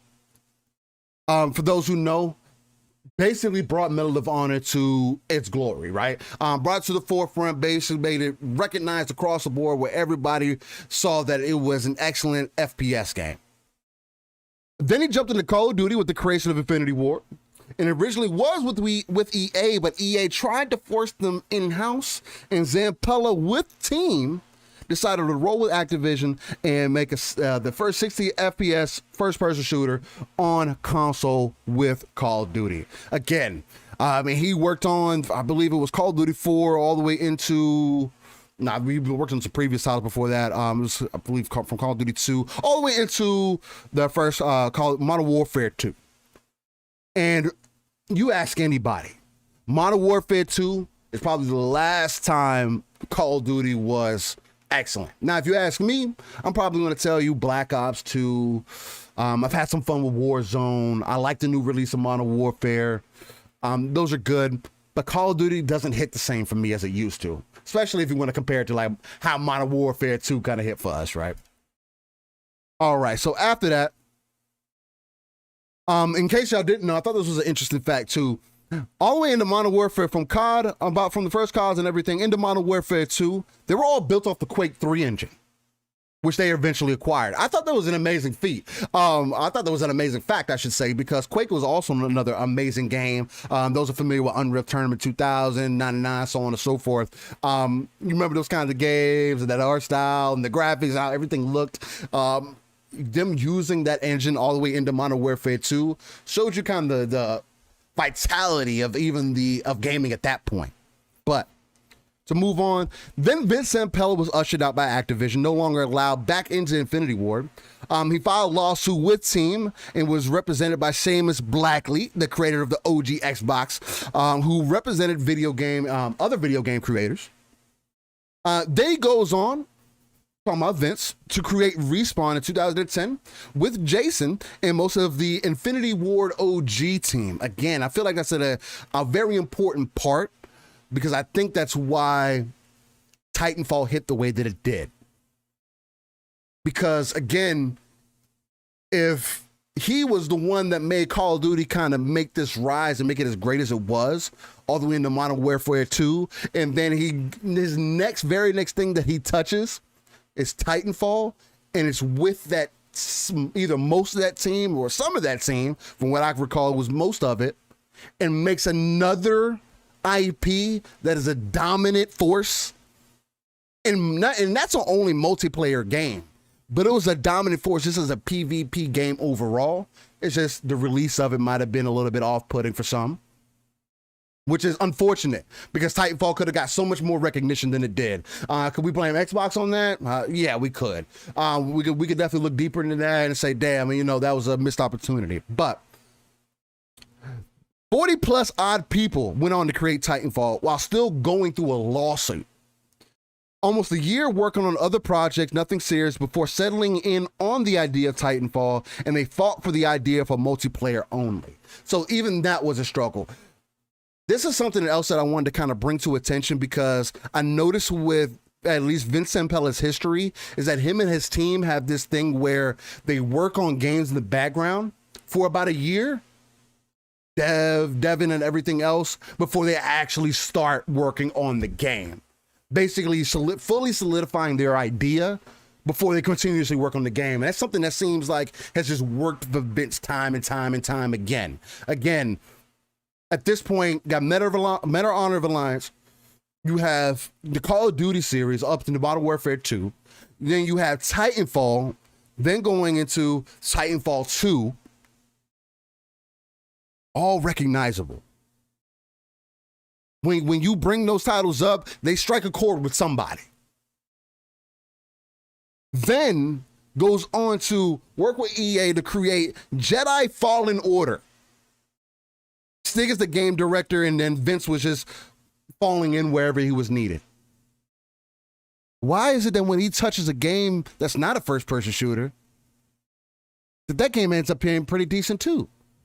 It's actually a pretty great game that people felt like was snubbed for Game of the Year, or at least in the conversation. And there's something there. At least that's the way that I think about it. See, I know a lot of people don't like to look at the bigger picture. I know, like, when people talk about Bethesda and everything, they don't really think about what Todd Howard and it's kind of what he's done over the years. And it's kind of the same thing with this, where you have that credibility for so long, where when you have direct hands on something, on these multiple different projects, and they become this phenomenon, but there has to be something else there. Why is it when you touch these things, and then when you're pulled away, things kind of fall off? After Modern Warfare 2, Call of Duty was never the same. Yeah, Black Ops 2 was good. Warzone is good. And the re-release of Modern Warfare is good. But that's a re-release of the old game. Why did it take Modern Warfare coming back out to revitalize Call of Duty? A game that Vince Zampella made. So, goes on to say, Vince goes on, and once I pull out a quote from the interview. But Vince wants to grow Respawn to be greatness, a place where people can express themselves, do something they love, get rewarded well, have growth, and have people be proud of the work that they've done with now Respawn. And now he's been moved into the head of Battlefield overall. To some people, this could have been an obvious move. To others, maybe not so obvious. But the reason I broke all that down for you all and why I took notes on those things is because we were all kind of worried that if Battlefield didn't stick this landing, that there's something would be off. Me and Pong were extremely worried about Battlefield to some degree, even though we enjoy it. 2042 has been a good time. They've been working on it. Hit detection's gotten better. Portal's getting better over time, and we see where it can go. Again, we like to pull ourselves out of the world, though. My number one worry was with Halo, especially coming out as polished as it was, that this was going to be another Battlefield that came out that needs work, and DICE can't afford that, which is blatantly obvious. Which is why EA said, "Hey, Vince, I forgot to bring up Apex, by the way, but look what Apex did." And they were pulled away from Titanfall 3. So I feel like Vince might have a little chip on his shoulder. Maybe. He's even said that he's had a chip on his shoulder between EA and Activision of his creative direction, where he wants to take things and why he always stands so firm with EA. And now the EA can't deny him. He made a whole nother genre of game and it was excellent. What helped with the whole nother genre game, and it was excellent. So of course, why not give the person who created 3 first-person shooters and gave them worldwide recognition? Why not give him the head of Battlefield? Why not give him the direct? Why not let him lead Battlefield in whatever direction it needs to be? And then with us hearing that they're wanting to make a connected world and involve story, I was telling Pong, as they were talking about it on a PM to PM, Battlefield has already tried to do the futuristic thing before with Battlefield 2142. So that aspect of Titanfall can kind of fall in there if you really wanted to connect the universes. Again, Titanfall is kind of so far removed, you could say this is future Battlefield if you wanted to, and kind of make it more so in a Battlefield kind of term, where Titanfall is more of a in a certain space, kind of like how Halo does it, where they say, "Oh, you have your Spartan team versus this Spartan team. We close you off in this space, pulling you out of the world, and you're just in this enclosed space on those huge maps or whatever the case might be." Kind of the same thing that Apex has kind of done to separate itself from Titanfall, even though it's still in the same universe. You could do the same thing with Battlefield. They could re-release Battlefield 2142. Futuristic Battlefield, do it right. It had mechs in it at the time. It had futuristic guns. Did it have wall running and everything else? No. And at the time, I felt like I played 2142 and I felt like it was a little bit ahead of its time because it came around a year after Battlefield 2 and it just didn't hit the same as Battlefield 2 did. But I feel like if Vince behind it now with his expertise with FPS shooters, and then also his world building with Titanfall, knowing that he is good with gunplay mechanics, making you feel part of that experience and bringing it into Battlefield, which is another IP that all those things matter. That's why people play Battlefield. You feel like you're in the middle of a war. It's craziness. It's hectic. The gunplay feels tight. You got jets flying overhead. You can shoot a rocket and blow it up, and it's just the craziness and everything of it. And as long as with the feel, that's why people get excited about Battlefield. And I kind of feel like that's what's missing. Now, me and Pong were talking about in the background, Battlefield still imagined to hit 4.5 million sales for a game that was only multiplayer only. Kind of impressive. But I don't think it hit the way that EA wanted it to, which is why Vince is now in that position. Pong, I want to pass this off to you because you and Matt made some excellent points, touching on Vince and how y'all felt about the situation. Kind of even touching on some of the points I even made. Again, y'all were the biggest reason why I went in there, so I wanted to watch that interview with Ryan McCaffrey to take some additional notes to really get some more information on his background, because I didn't know that he had as much of an impact, because I didn't get familiar with him until Titanfall. I didn't know he had as much of an impact as he did on Call of Duty, and it's crazy to me to think about that when I got enticed into Call of Duty and Call of Duty 4, that he was one of the minds behind that. And the fact that I feel like Modern Warfare 2 is the peak of Call of Duty, and everybody else feels that way, majority feels that way, I feel like that speaks much more volume than people give it credit to. How do you feel about this thing? Do you think that this can save Battlefield? Do you think this is going to put DICE in the right direction? Is Vince that guy? Is he the Todd Howard of the FPS shooter? In a lot of ways, he is. To think that he goes back to Medal of Honor, which started the whole World War II craze of first-person shooters, right? Medal of Honor is the original, right? Oh. So we know that without Halo, we may not have first-person shooters on console the way we do nowadays, right? Halo changed everything, and that's why it's the king. Right. But then you look at the natural progression from Halo and how it sprouted all these other versions of first-person shooters, and how people like Vince came along and took them into back then it was World War II, but then we got modern, with Call of Duties and Battlefields and all that kind of stuff. It's crazy to watch that happen, but Vince has now proven himself. As Mav and I were talking about, Vince is now one of those guys. There's so very few developers that you can name, right? And when you say the name, you instantly know who you're talking about, right? So there's so many great. I mean, it's a talent-rich industry, but again, the people behind the scenes, because of what we see on the screen, and it's starting to, but it has never been to the level of movies and TVs. This is still a young industry comparatively to other forms of entertainment, right? They're combining. But now we're seeing this. Now that we are, 40 plus years in, almost 50 years into this industry. Right. Now you're starting to see that maturity that happens. And Vince Zampella, along with Todd Howard, along with Kojima, these names that we all know, now has that reputation built up because he's been in this game for so long. And like you said, Steel, he now not only has he been around for the first person shooter craze, but now he's proven that he can lead teams to success in other areas, right? When it comes to a Jedi Fallen Order, right? Or he can break off and tackle a gigantic new realm like Battle Royale, like BR, right? He can step into that space that we have seen so many failures in, right? Over the years, the people have tried to take on the Fortnites, right?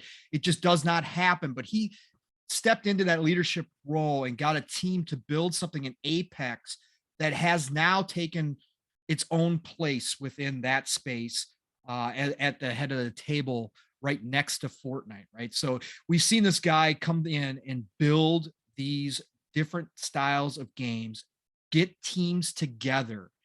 And that's what it's about. It's about the leadership aspect of Vince. I want him, basically at this point, EA should just hand him the keys, right? The investors, the top management team should just hand Vince the entire thing and say, Vince, go do what you need to do. Go fix Madden. Go do whatever you need to do. Just fix all of our places. Bring in people that you trust, and let's go to work, because that's the kind of respect he now has over there. So from a Battlefield perspective, I could not be happier still, because like you said, I was extremely worried. I mentioned this early on before we were going to talk about this, that again, I was in the camp that said this could be the nail in the coffin for DICE if they didn't land it. I was afraid that the EA would go back to their old ways and dissolve DICE if Battlefield did not hit the way it should. Too big of a name, I think. It is, but at the end of the day, EA is about money. Okay, let's make no mistake about it. As much as change as we see, as many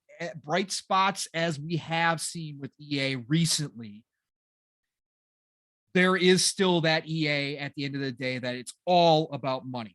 Okay, so good news is they still see value in Battlefield.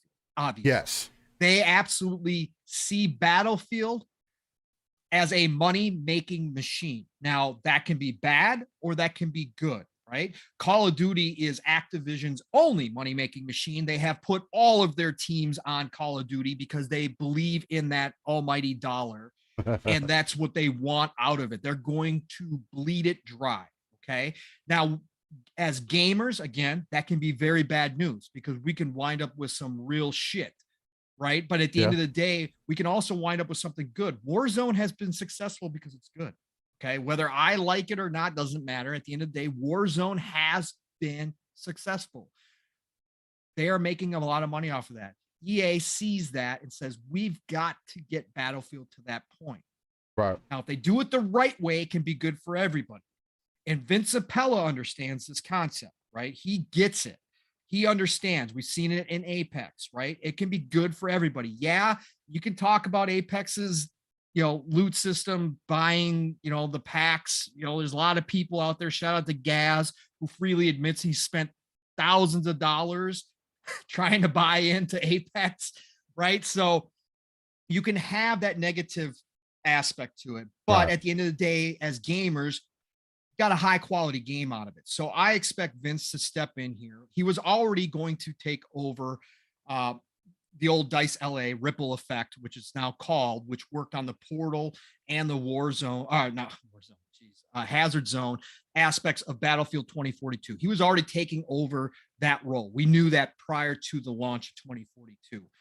I think at the end of the day, with how everything went down, word is behind the scene, the devs wanted at least another 3 to 6 months on this game before launch. Investors said no. Management said, nope, you're launching it. I think at that point, they probably made the decision, why are we just going to restrict Vince to DICE LA and Ripple Effect, which is now called, I just always go back to DICE LA because that's how I know it. Ripple Effect, why limit him just to that side of things? Just give him the whole entire franchise. Screw it. Just give him the entire franchise. Let's make this thing work.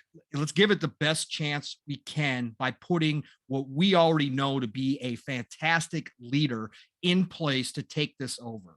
So they gave Vince the reins, right? Right. What happens now?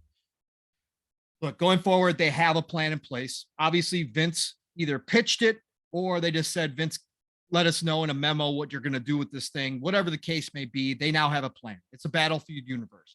When we first saw this game, Steel, you, me, Mav, we had discussions about this too. When we first saw this, we heard about Portal and we started seeing about Portal. Right. We said this is a long-term vision. Yep. Right. This is a long-term vision. They are going to be able to expand this out, much like we are seeing in a lot of different games right now. This is the way forward for a lot of franchises. So people who don't like this, I don't know what to tell you, but buckle up, like I like to say as well, because this is kind of where these big franchises are headed now. It's no longer going to be the yearly iteration, okay, or bi-yearly iteration, right? It's going to be an ongoing service game. They're going to continue to expand out, much like Halos do, like we see with Call of Duty. Call of Duty is still coming out with their yearly iteration. Call of Duty is stagnant. But the stagnant. But Warzone is something that's going to continue on and live as a service. Yeah, I mean, right? They're going to expand it out. We see it. They're already bringing Vanguard stuff into Warzone, right? That's their next expansion. So that's what they're doing. So Battlefield's doing the same thing here.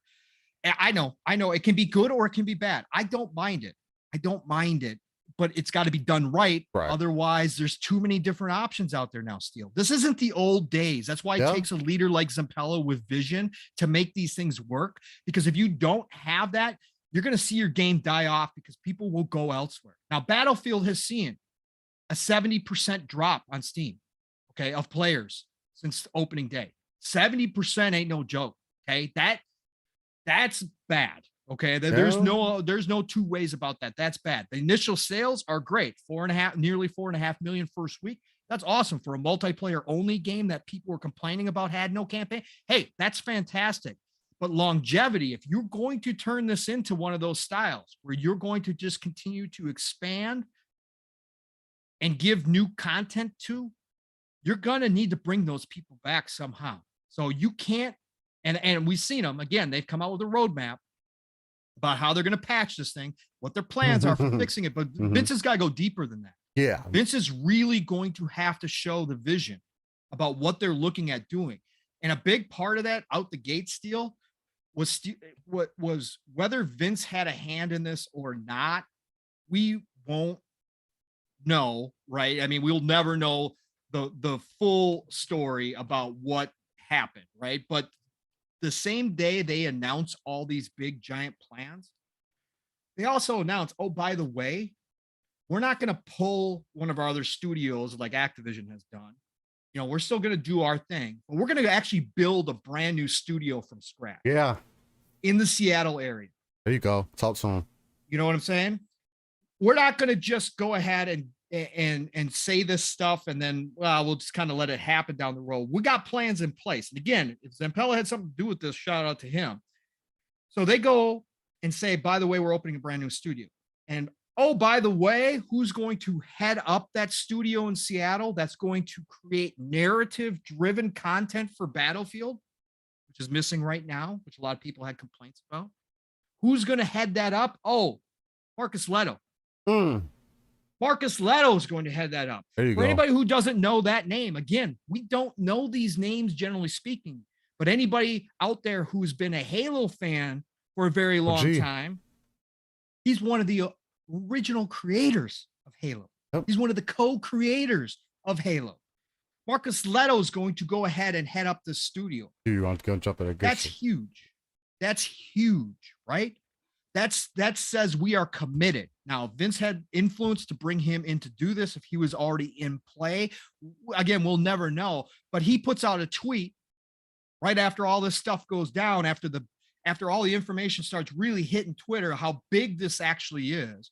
Marcus Leto goes out, instantly puts out a tweet. Also, we're building a new studio from scratch in the Seattle area, so I'm looking for core leadership in many disciplines. If you have 5 to 10 years plus years of first-person shooter experience. He's not playing. Yo, we've already heard how hard it is nowadays to get talent into a studio. When you go out there and put out, we're looking for 5 to 10 years plus. That's specific. Years of first-person shooter experience. You know, that's a lot, okay? And that's not going to come cheap at all in any way, shape, or form. They know this. This is investment. 5 to 10 plus years of first-person shooter experience. Love the idea of working in the Battlefield universe and want to help build an awesome team. Please reach out. They aren't joking around here. This isn't again, that's why I said when we started the show, I didn't say double down. They quadrupled down on this. Okay. They skipped the whole doubling down on Battlefield and went straight to quadrupling down. Yeah, exactly. This is not a small investment to make. A brand new studio headed up by an OG in the industry, calling out for people with, let's face it, in this industry, a lot of experience to show up in specifically the first-person shooter genre. This is an investment. This is long-term. They have plans. So for me, this was huge. For me, all of this put together says to me, Battlefield is, even though they did not stick to land, even though they've lost a base, even though some of my fears about being the only guy running around with a bunch of bots in Battlefield at the end of the day, because Battlefield's my main, even though that fear is still kind of there, they wiped everything else. They gave me the confidence that they are going to push forward and go through with this and see it to the end. And I would rather have a Vince Zampella running this, because again, we can't forget that a lot of the people that we see leaving DICE, which is never a good thing. You don't want to see people leaving, but we've seen a mass exodus, right? The GM just left. That's how Vince got in his role. Yep. He just left, but we saw a lot of people right after the launch, you know, put out the tweet saying, hey, it's been a great time at DICE, I'm leaving. A lot of those people, talented people, but those aren't the people that gave us Bad Company. Those aren't the people that gave us Battlefield 3. Those aren't the people that gave us Battlefield 4 per se. Those are the people that gave us Hardline, that gave us Battlefield 1, which was good. Don't get me wrong. It really was a good game. It was very successful, popular. and Battlefield 5, right? So that's not the OG group that we remember. So they're not losing what we as old Battlefield players remember to be the peak of Battlefield. We're not losing that talent.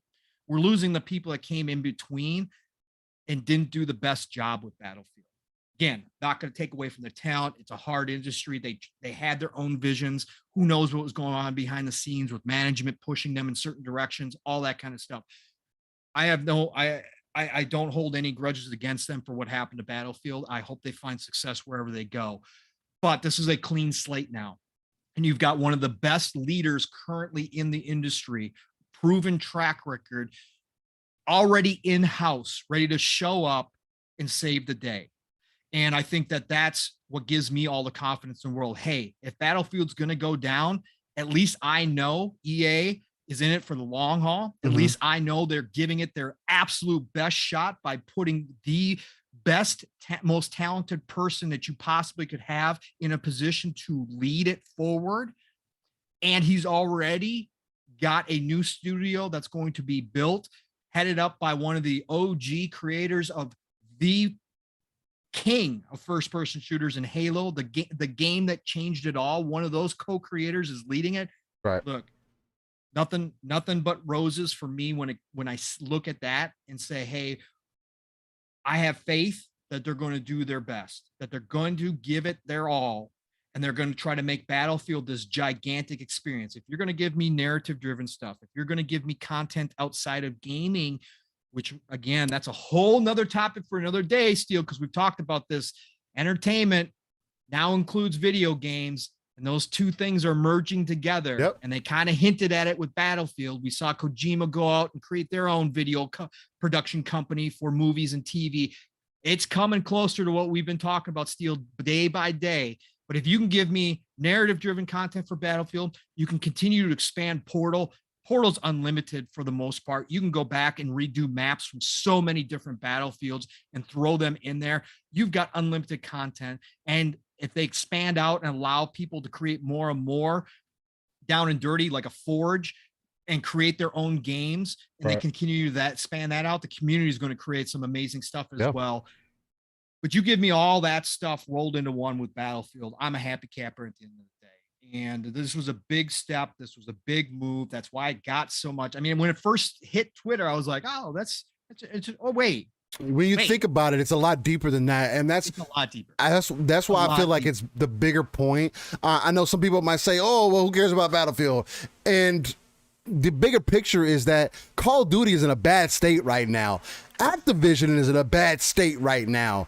And for the people who are behind Call of Duty to be not in a good place legally, going through a lot on the back end, and to not really be iterating on their product very well and trying to keep Warzone alive, Battlefield has a real chance to come in here and be neck to neck with Halo over time.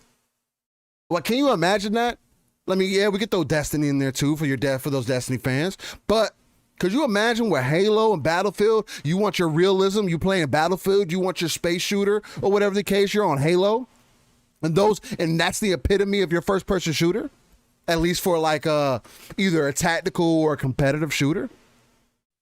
Man, I think that's a space that Battlefield has always wanted to be in, because it's not like Battlefield can't do close quarters combat. Yeah, those are actually some fun times. You get to a team deathmatch and the smaller maps, you can have some good time. Hey, that's how we rank up some guns. That's how we used to rank up guns back in the day. You know what I'm saying? So it's like, I mean, you do the same thing on Call of Duty, except in Battlefield, to me, it's always felt a little better because it feels a little bit more realistic. The craziness, the combat, the classes, which is kind of a blend now. And that's kind of up and down. That could be a whole different conversation. But it's important because there's a prime opportunity here. And Battlefield being in this position along with Vince Zampella, I just think that there's so much more behind it, especially when you do you do your research and you look at the history and you say, man, this guy really has some pedigree behind him, and everything that he touches seemingly turns to gold. It kind of makes sense that I would anticipate Battlefield heading that same direction. It gives me faith as far as the Battlefield franchise goes overall, and then I feel like that's just a bigger picture for it. So, and look, you know, anybody out there, and I see this a lot on in the community too. Look, when we talk about other games, I know Halo is the rage right now. It's the king. Okay, I've said this from day one. I was saying early in the year, last year, that Halo was going to come back and show everybody why it's the king. When people talk about other games, whether it's Call of Duty, whether it's Battlefield, whatever the case may be, look, it's not an attack on Halo. It should not encroach upon your enjoyment of Halo in any way, shape, or form. Look, this is the reality. Call of Duty is going to be around, okay, unless Activision bellies up, but somebody's going to come in and rescue them no matter what, Amazon.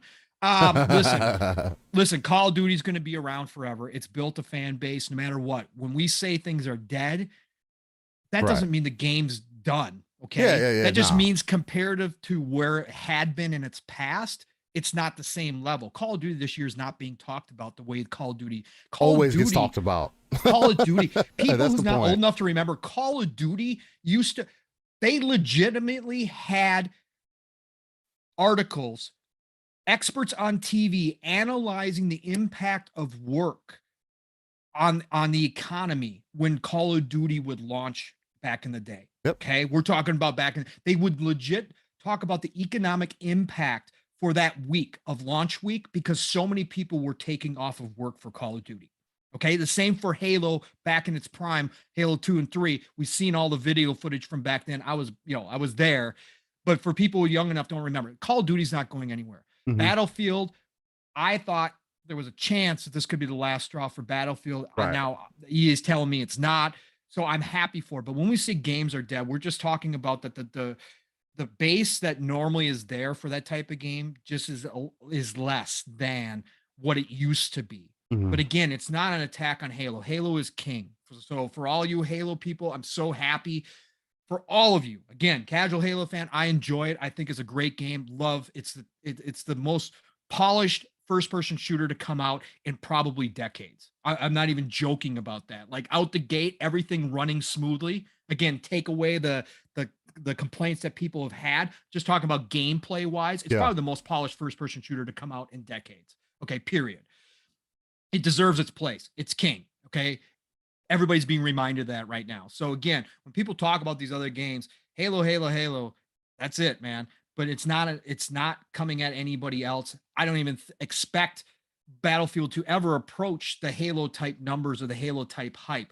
I just want to see Battlefield get back to form when it was 3, 4 bad companies, when it was actually in the conversation with the Call of Duties, with the Halos, because I think Battlefield is different enough from both of those. It gives a different experience. It's not for everybody, but it gives a different experience and it has a place. And I just want to see a franchise like that have the potential to carry on. That's why we talk about this stuff. Again, we've talked to Halo death.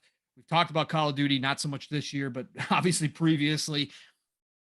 It is what it is, but we're not slighting anything that Halo is doing. But I don't think Battlefield is dead in any way now. Like I said, I had my fears. I just think that this means Battlefield continues to live on. I'm going to continue to play it. So if I'm the only one there with bots, so be it. I love Battlefield. So that's just who I am. So I just wanted to make that clear because we see a lot in the community, people getting real defensive when you talk about other games outside of their favorites. And that shouldn't be the case either. It is what it is. Okay. We have games to talk about. Again, Seal and I are going to talk about everything. So totally different games. Yeah, 100%. Anyways, yeah. Nah, again, another excellent conversation right there. Again, we're always going to talk more so on the bigger picture, right? Again, we pull ourselves out of the world and just try to give you guys that kind of a perspective. With that being said, Pong, I know you're limited on time, man. How much more time you got on with us, man? We got time for another one. I know since the VGAs are next week, we can I know it really doesn't matter to us. We never really care about that. We're more excited about what can possibly be there. So I kind of want to touch on some of those things, man. Are you kind of ended on something fun, right? What are you, well, I'll start off with myself, but just because I know you've been talking for me, give you a little bit of a break. Are we doing predictions? What are we doing? I was thinking about maybe doing some predictions, maybe doing some voting. We can go through the different categories, kind of give our opinions on what we think is going to win the different categories if you want, since we're only about 5 days away at this point. And I think that would be creative. It'll be before the next Saturday. We kind of clean things up by that time if you want to. And I can bring that up on screen and we could do that. And then kind of give some... I think it'll be fun, though, to start with, because we can kind of breeze through that to kind of get towards the end of the show before we get into this day in gaming and everything. Kind of give our predictions of what we can anticipate on being there, because we've been hearing some rumors and everything in the background. I've seen some things that are saying that there might be an announcement for factions there. There might be... quite a few other things. I can't recall. That's only really the only thing that I really cared about. I was telling Pong in the background that I would love to see them announce Spider-Man for PC at the Game Awards. I think that would just blow up the community. I think that would blow up the world, honestly. People would lose their minds. I think that would be a good way for Sony to really grasp people. It could be a good bomb to drop during the holidays, even though I don't think they're ready for that. But just mysteriously drop it on Steam. That'd be crazy. But I don't think they'd do that. But I think it'd be a good way to kind of lead the hype into the next year, possibly sometime because you can't do it in February. You got a good big game coming out then with Horizon. As long as everything's on track as far as that goes, but maybe getting things lined up for the spring, summer. I'm kind of anticipating that, along with Xbox doing something similar. I know I've seen Jeff Keighley. I know people are kind of up and down with him right now. Again, the biggest thing, this is what I really want to talk about as far as the Game Award goes. I know people don't like Jeff Keighley. People are up and down. I don't necessarily like the man either, but you have to respect what he has done for the community and for the industry as far as getting recognition, because he's created an event that gets worldwide recognition. Yes, is there some bias? Yes, do things need to change?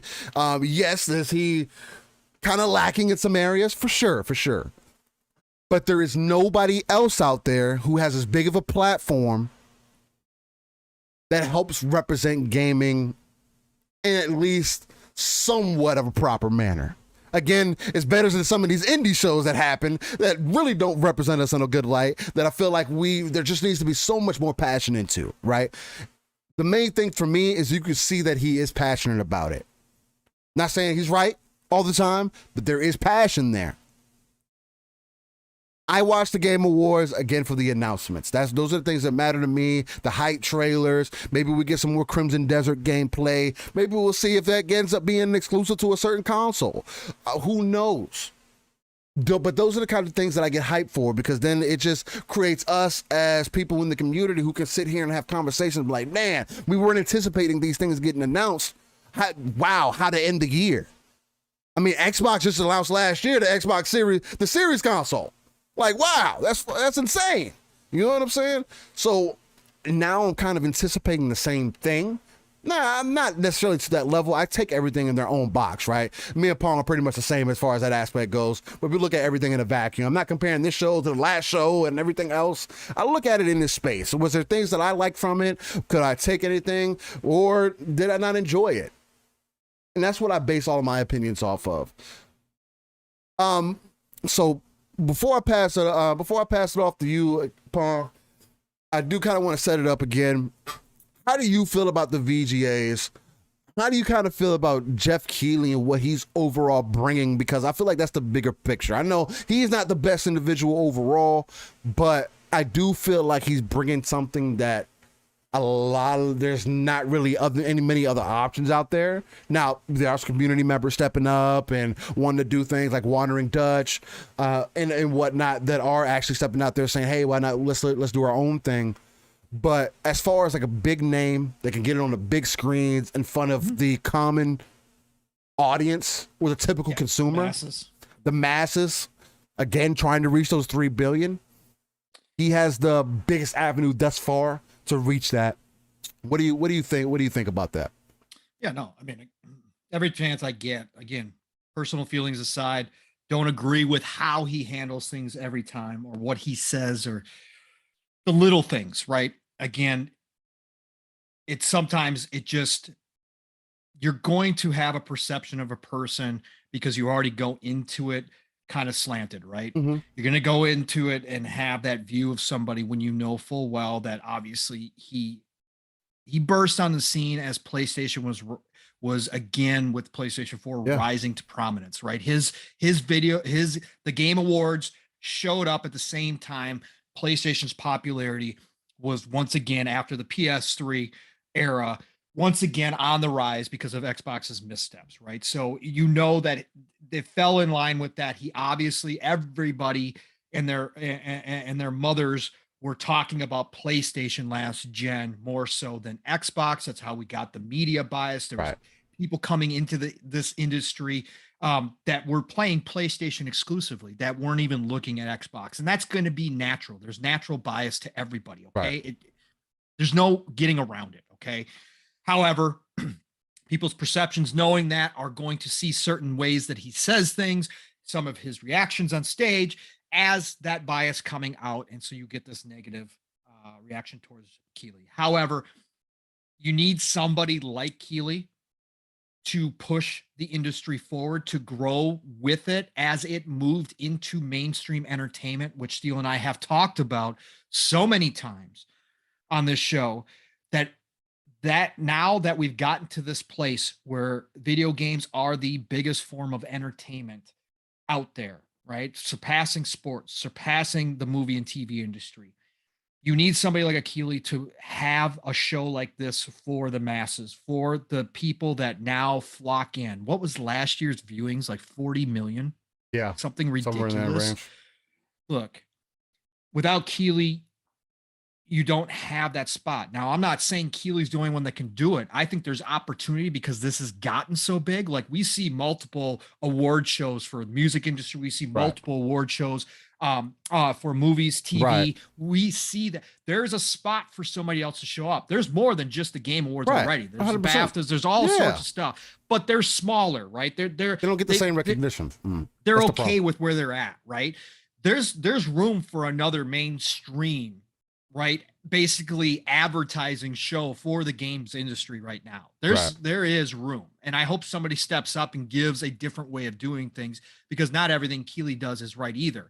There's a lot of fluff to Keighley shows. Now he's learned to cut that down. However, seeing all of his announcements of people showing up this year, I'm afraid we might get a fluff show again, but we'll wait and see. But I think it's great for the industry. I give Keighley all the credit in the world. He stepped up. He had this vision. He implemented his vision. He's worked hard at it. Don't anybody try to take away from the hard work that goes on behind the scenes of what Keighley does, right? He's got a team together that knows what they're doing. They've pushed their show to the forefront of the masses. Good on them. I'm happy for it. We get basically a second E3 now. Okay, that's what it's turning into, which I love. Like you said, Steele, I'm there for the announcements, the world premieres, all the new trailers. That's what I'm there for, just like I am most award ceremonies. However, there is a side of me that also understands the recognition part within the industry. That's the biggest thing to the devs. The awards going out there, whether I care or not, is still a big deal to the hundreds, thousands, or even the small indie, 10 people, 20 people, one person teams that work their asses off to give us these games. This recognition is still important as well. And so that's also a part of this show at the end of the day. So, again, I love this stuff. I'm going to be there just to see all the new announcements. It sounds like this year is not going to disappoint in any way, shape, or form. No, we're not going to have a Series X console kind of announcement at this award show. Right. But from what we're hearing, the big guns are coming out from everybody. All the major players understand how many eyes are on this show. What this is an opportunity for is basically a mini E3. Yeah. And I think that we're going to see a lot of great stuff. Keely's already come out and said, I think he said over a dozen world premieres at this point, a total of, I think, almost 60 games, 70 games, something like that. So we're going to have a lot here. Yeah. Yeah. And in world premieres, remember, people say, well, there's only, maybe a dozen new games. That's just things. World premieres are games that have never been announced publicly before. There's a lot of games that have been in production that we've already had announcements for over the years that could still show up with brand new content for us to see, right? Brand new something, right? Gameplay, new trailers, whatever. There's a lot out there, right? So I can't wait for it. I'm excited for it, Steel. So where are we going to jump into as far as the for the game nominees and everything? I kind of just want to give people our opinions on where things might end up falling. Again, do we agree with all the nominations in every category? Probably not. Like I said previously, it's about the bigger picture, man. I saw Nick, I see you making some excellent points in there, and everything. And he made the point earlier, his awards have been around before Geoff, they're going to be around after. And I get it, 100%. Yeah, that is the case. But tell me another event that's as big as E3 or is as big as the Game Awards. Tell me one. Like Pong said, the BAFTAs doesn't get as much recognition as the VGAs do. And that's my point. Who else is doing it? Who else is going to step up to the plate, stop complaining about the BS, and actually host a good award show? I can't. I don't have time, the money, the funds. Well, I would. Well, the content, but there's a place for one in the spring, right? Steel, there's a place for 100%. One in the spring that includes, you can, again, Jeff has left it open for somebody else because March, it does not include the entire year, right? Because of the advertising money that's there for this specific spot and time in December. That's the only reason why it's at this spot, is because the advertising money's there, so he can put on this gigantic production, right? There is room for somebody else to show up to do a cut down version of this without all the fluff, but still get this type of viewership come springtime. And you could include the full calendar year prior for all of your awards. You could make it much more serious than what the Game Awards are when it comes to the awards. You could actually put in place a very transparent way of voting that's done so that we don't see games left out in the cold or forgotten about. You could do that and you could still get a gigantic audience. You could still get people that want to show off their games, people that aren't ready at the end of the year in December, that can't get stuff together for the Game Awards to show off, will be ready. Let's say you did it in March. Let's say you did it at the end of February, beginning of March. There would be people ready to show off their stuff then leading up to a summer launch, right? There's an opening there for people. There is. There really is, for somebody to come in and do it. And that's what I want. I want something that I can watch from start to finish and not just be there because I want to see trailers. Right. Like, that's what I want to be there for. Like, I mean, do I have to watch it for the trailers? I'm probably not going to watch it at all. I'm going to be playing Halo. You know what I'm saying? I watch it on the back end.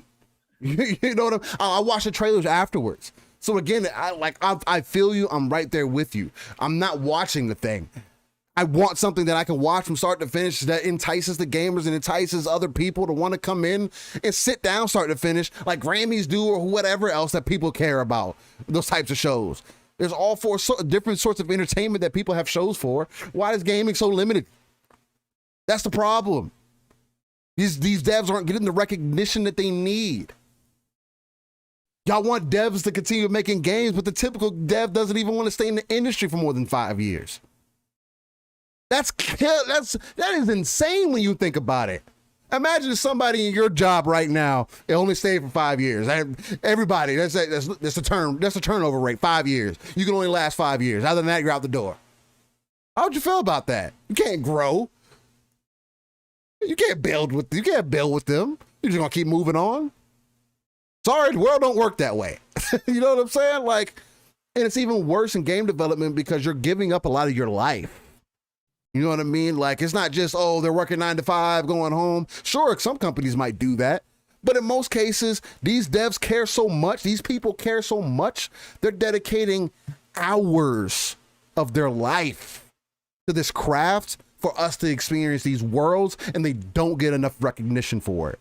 Gaming is art. It should be treated as such, which is part of the reason why that whole old game narrative is so appalling to me, because it's like, what's wrong with looking at your history to see where you came from? We were just playing Mario on Game Boy. Now you're playing third-person over-the-shoulder action-adventure games that everybody's excited for. Now you're playing some of the best Spider-Man that we've ever experienced out of all the Spider-Man that ever came out. Gears of War, best race. We got the Forza, some of the best racing games that we've ever seen. Some of the most realistic. We're crossing more boundaries than we've ever had before. That's kind of the point.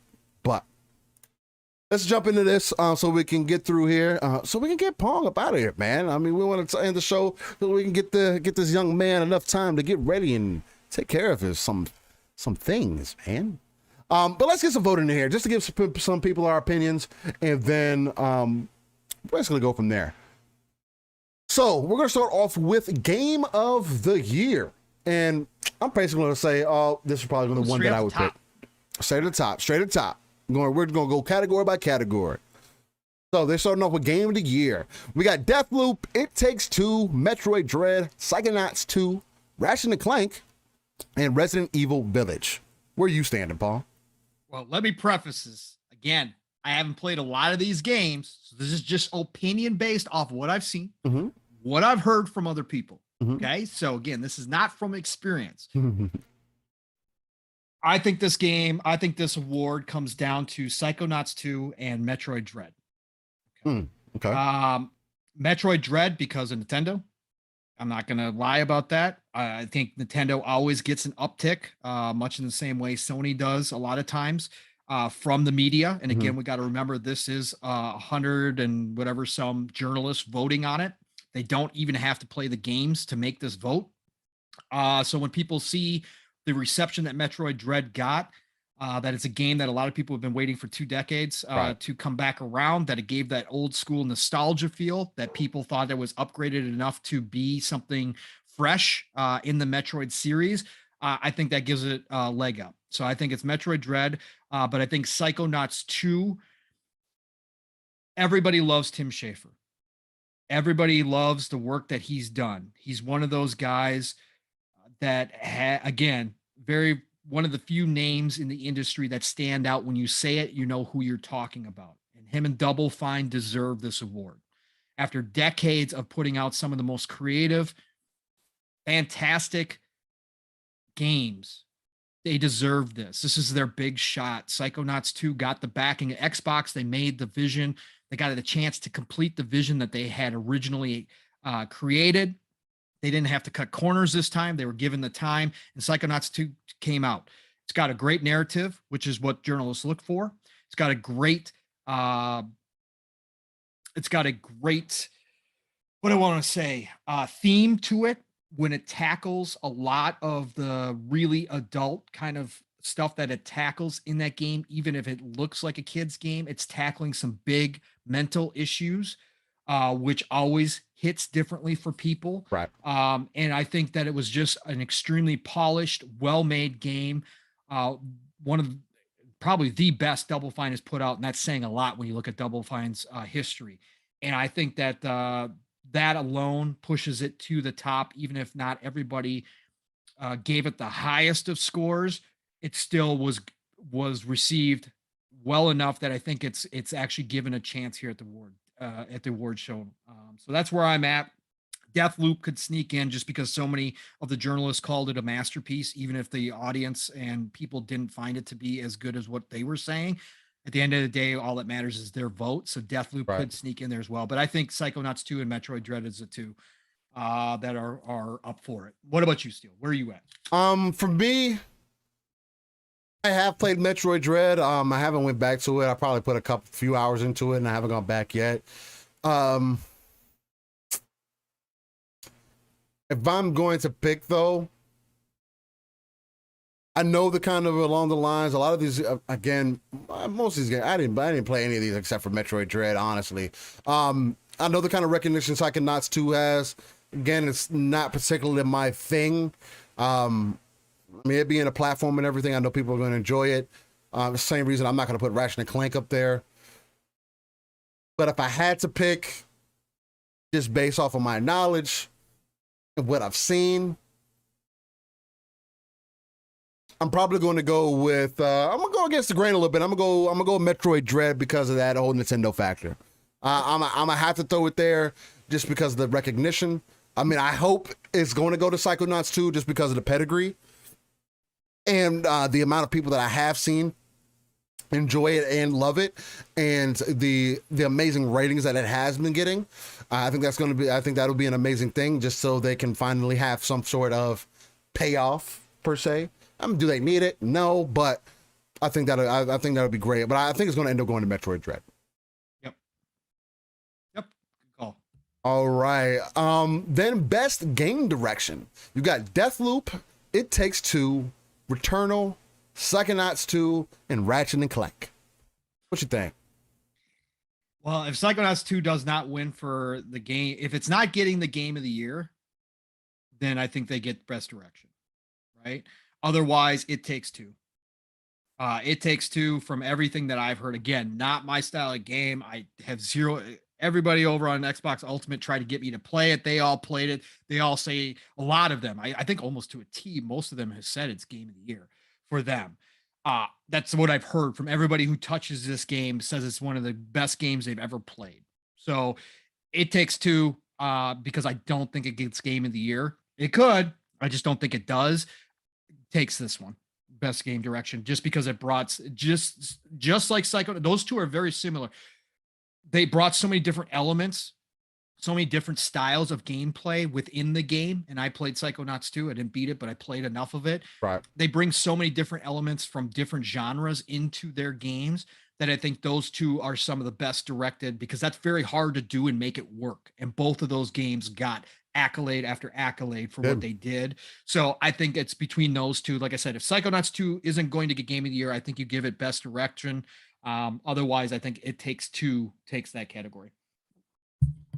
From everything that I'm hearing, as far as like game direction goes, I was going to kind of throw Deathloop up there a little bit. Yeah, but from you could. There's an argument. From what I've been hearing, I mean, again, it's another one of those. It didn't pull my interest like that. I'm not going to take that away from it. I'm not going to act like I'm ignorant or whatever the case. I would have probably throw Returnal in that conversation a little bit, just because of them coming out of the gate, their first game, new generation. Returnal, it seemed to do pretty well. People seem to enjoy it. I mean, I know it's not critically acclaimed or whatever the case. I mean, it's one of those harder games to play. It's like a soul. It's like one of those Souls-like titles, a niche game. But as far as a winner goes for direction, just because of everything that I've heard, how people have been enjoying it, way that it touches on co-op, I'm definitely going to have to give It Takes Two. I'm going to have to agree with you on that one, 100%. It only makes sense to me personally, from everything that I've heard about the story. So I mean, I even at this point want to sit down and either try to get some playtime either with my daughters or with my wife at some point to get some time in there. I'd have to give it It Takes Two for sure. Good call. Best narrative. Deathloop, It Takes Two, Life is Strange, True Colors, Marvel's Guardians of the Galaxy, and Psychonauts 2. Ooh, this is a tough one, man. This is a really, really tough one, because Psychonauts 2 again could take these smaller categories. If it's not going to get game of the year, I think they give Tim and his team over there at Double Fine their accolades. So right. I think that's possible. However, you want the sneaky pick here from, again, not personal experience, but I've watched enough gameplay, listened to enough people. Guardians of the Galaxy can take this one. I think this hit people differently, man. And Yeah, talk to 'em, from what I yeah. heard from you, from everybody who's played Guardians of the Galaxy, there are people out there who swear up and down that the writing in this game is better than the movies. Which for I'm me, telling you. again, I'm not a Marvel guy. I'm not big on the MCU, but Mhm. when I was watching the movies, I did go see Guardians of the Galaxy and absolutely loved it. Thought it was a great movie, really hilarious, all that kind of stuff. But for people to be saying that the video game is written better than that movie, oh boy, I think it definitely could sneak in here and grab this one for sure. And Fresh in people's minds as well. yeah, no, 100%. It's the latest game out of all. Yeah, 100%.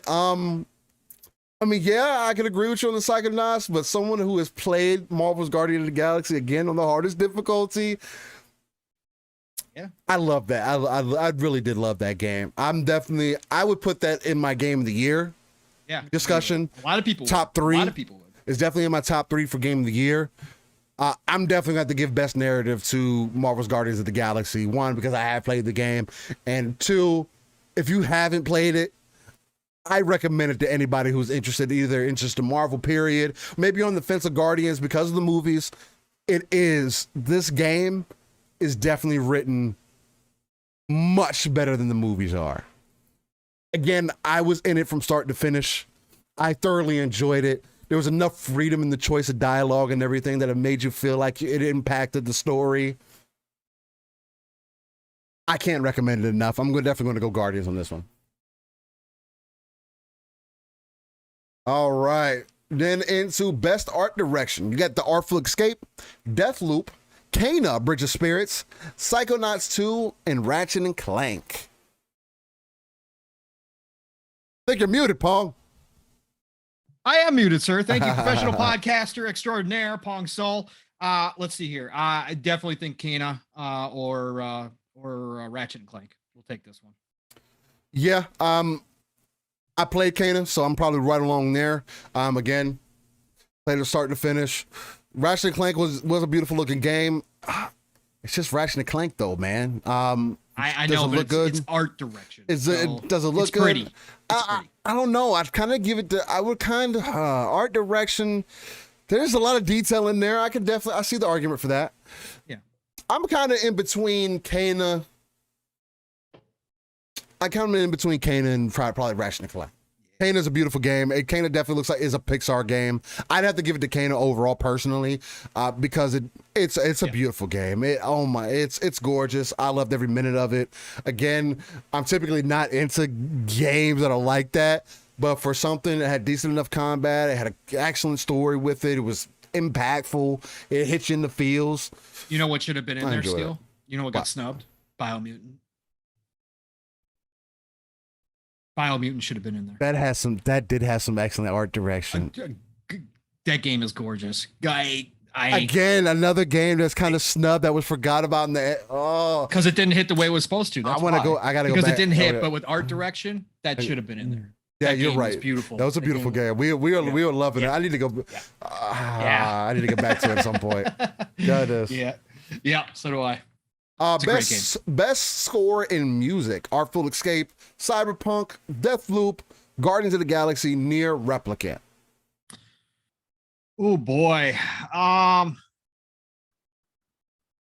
This is gonna be the year of the indies. I think Artful Escape pulls this one. Music in Artful Escape was incredible. Yeah. Blew everybody away that plays the Artful Escape. Name the other ones again. Artful Escape, Cyberpunk, Deathloop, Guardians, and Near Replicant. The music of Cyberpunk was good too. Cyberpunk could pull that out. If people don't snub it, just to snub Cyberpunk. Good. Yeah, I think Cyberpunk could pull it out too. That's my bias showing there. But anybody who's played Cyberpunk that's listened to the soundtrack, it's on point. It's on point. It's on with the point. story and everything. It's on point. Yeah, I'm gonna say Artful Escape wins just because it's fresh and because it's indie and because it did hit people's feel. Artful Escape's great. Even if it was easy, it doesn't matter. It was great, and the music in there was absolutely fantastic for being original. Right. Dude, you wouldn't believe it. There's LPs out now of the Artful Escape. one of the people who sing, and I don't know the person's name, so forgive me, but he sounds exactly like Dylan. They do Dylan type songs, and they're excellent. Like there's something they are something I would just to listen to. I think Cyberpunk could steal it, but I think Artful Escape wins if I have to pick. Yeah, I'm going with Cyberpunk. Okay. I'm jumping on the ledge. I'm going, especially with the story. Because I mean, that's an impactful thing. Yes, I could give it to Guardians, but it's kind of like playing on nostalgia for me more so than anything. Like, of course, I grew up listening to a lot of that music that was in Guardians and give you that 80s feel and everything. You know, I'm not an 80s kid, but my mom played a lot of that music, so I've always been exposed to that, and I have a real deep place in my heart. That's why, probably more so why Guardians really hit for me the way that it did, because they did really well with staging a lot of that music, bringing it part of the story and everything. But Cyberpunk, for it to be an original, that's kind of what I'm giving credence to. I know Artful Escape should get a lot of hype for that too. I know it did it really well. I didn't play Artful Escape, so I have to give it to Cyberpunk. Fair.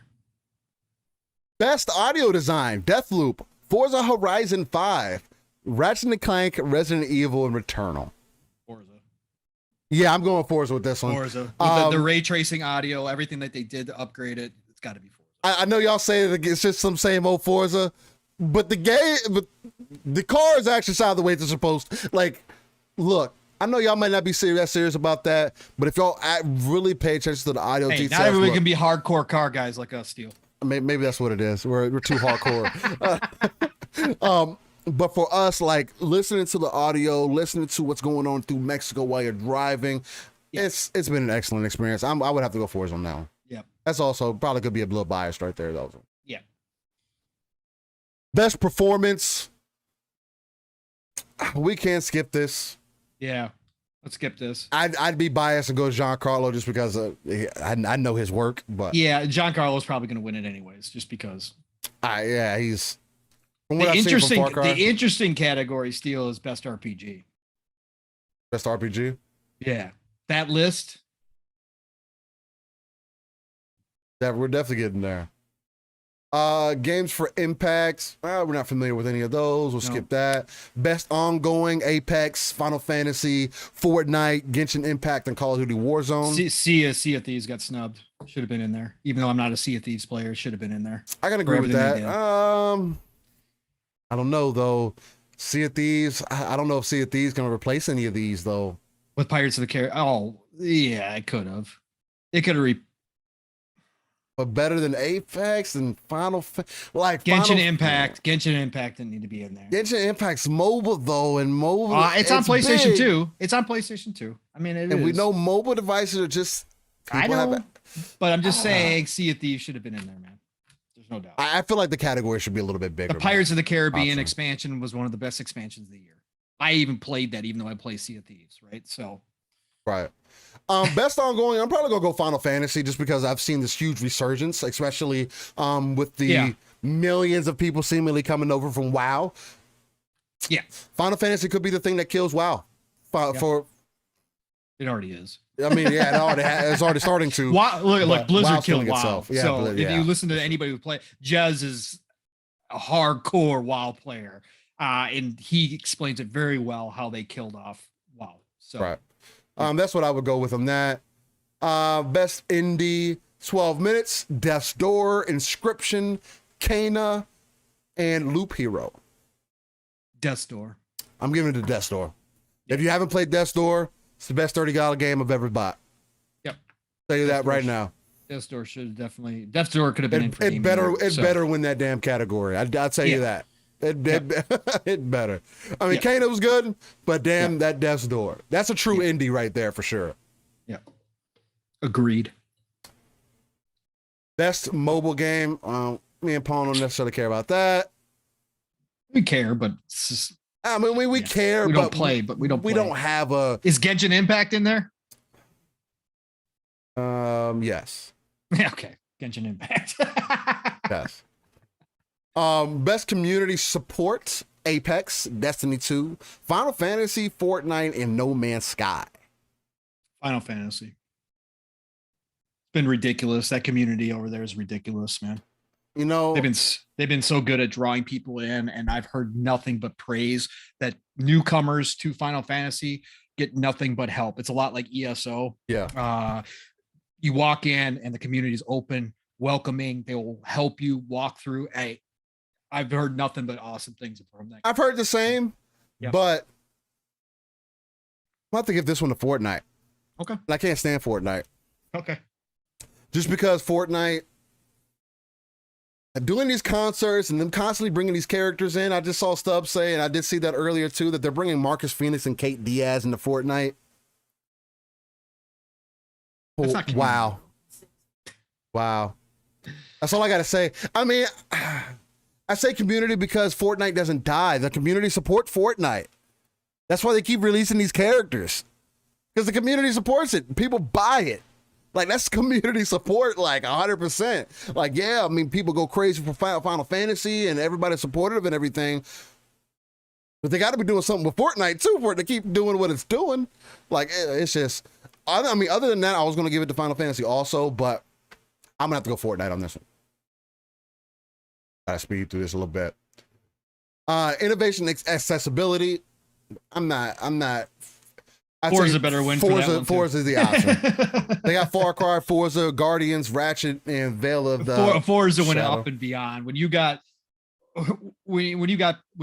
signers in the game to do sign language in a racing game, you went above and beyond. In a car PG game, you've gone up and beyond. Yeah, that's it. Yeah. Best VR AR, we don't have an opinion on that. Best action game, Back 4 Blood, Chivalry 2, Deathloop, Far Cry, and Returnal. Ooh. Boy, probably Far Cry takes it. Deathloop might take that one. I think Far Cry takes it. I'd probably go Far Cry. People who played Far Cry absolutely, they say it's one of the best Far Cries. I know all of them. 3. So Back 4 Blood hasn't hit. I know Chivalry 2 was big for a good bit. I know people were loving that. Deathloop came out strong for sure. Definitely, I think it should get some recognition there. But people was kind of saying it's had some similarities to their previous titles. Far Cry, again, you could say it's just Far Cry. I mean, but it's an action game. Returnal, they could give it to Returnal too. Because it didn't get the attention that it needed. I feel like it's not going to be in that conversation, unfortunately. All right, best action adventure. I feel like these are kind of redundant. Yeah. Action adventure: Guardians, Metroid, Psychonauts 2, Ratchet, and Resident Evil. 2. Resident Evil. I'm giving it to Guardians. Resident Evil takes something just because it has to.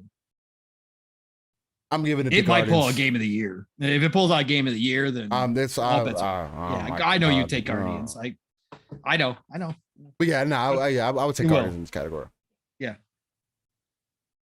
Best role playing: Cyberpunk, Monster Hunter Rise, Scarlet Nexus, Shin Megami Tensei 5, and Tales of Arise. Bro, that's a lineup. That's a hell of a lineup. This is a stunner. This is a stunner. Bro. Okay.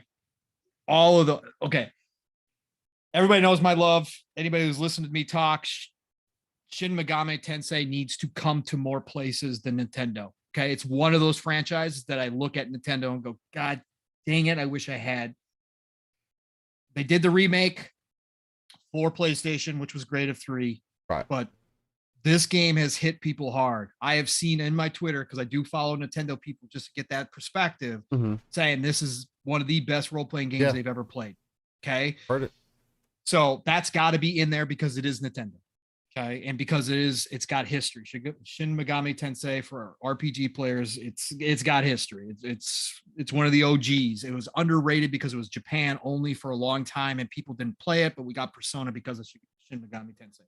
So that's certainly a possibility. Tales of Rise hit, right? I have yet to play it yet, but Steel has told me a lot of people played Tales of Rise, love Tales of Rise, hundreds of hours in Tales of Rise, right? You got Scarlet Nexus, my personal favorite this year. Yeah, it's up there for me. This year, Scarlet Nexus is fantastic.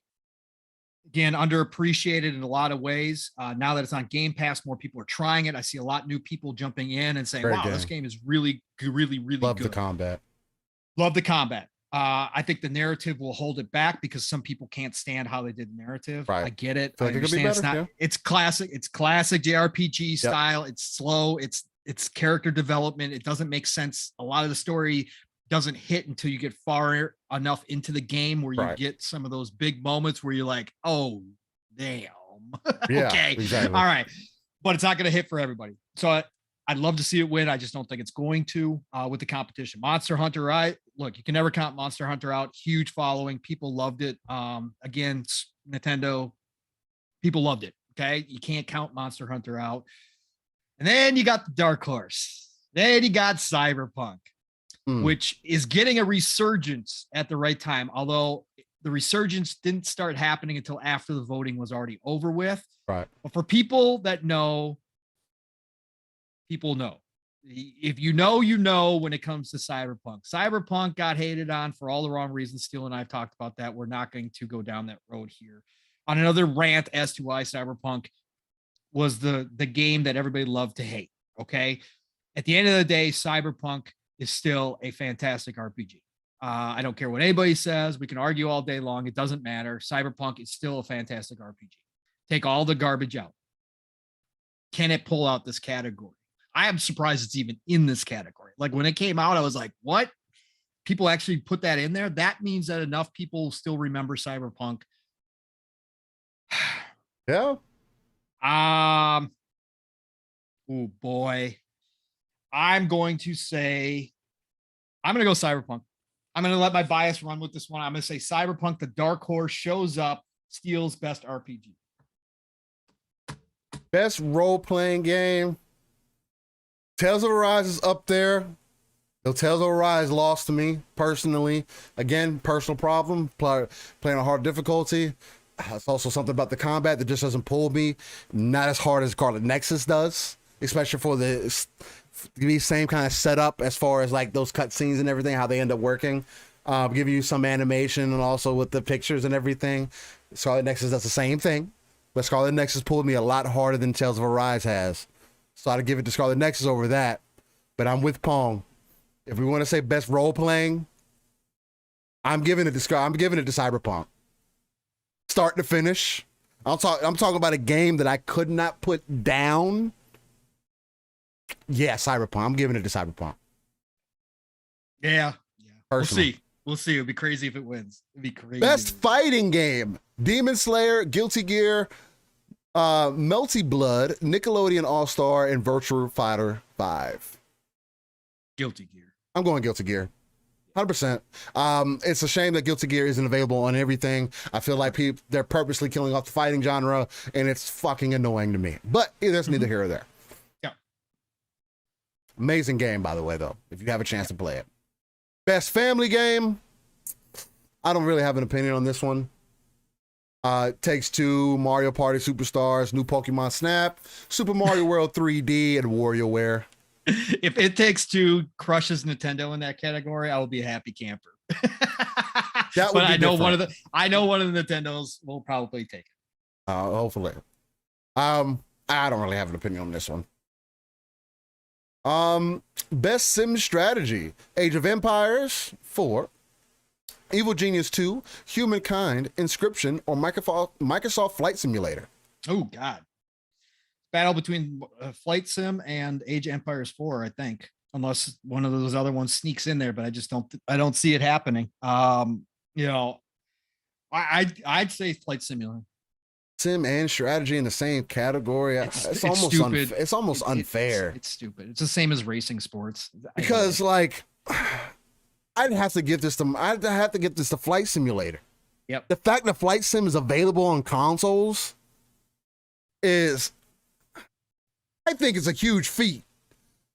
Age of Empires is only available on PC. Just the tech behind it. The tech behind it is ridiculous. That too. That's what I'm saying. Like in this category, that's the one that makes the most sense to me.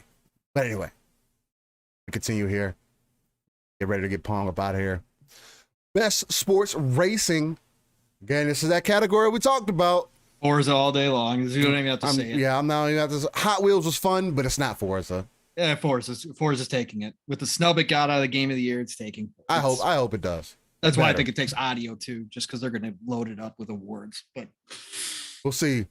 yeah, Best we'll see. multiplayer, Back for Blood, Knockout City, It Takes Two, Monster Hunter Rise, New Worlds, or Valheim.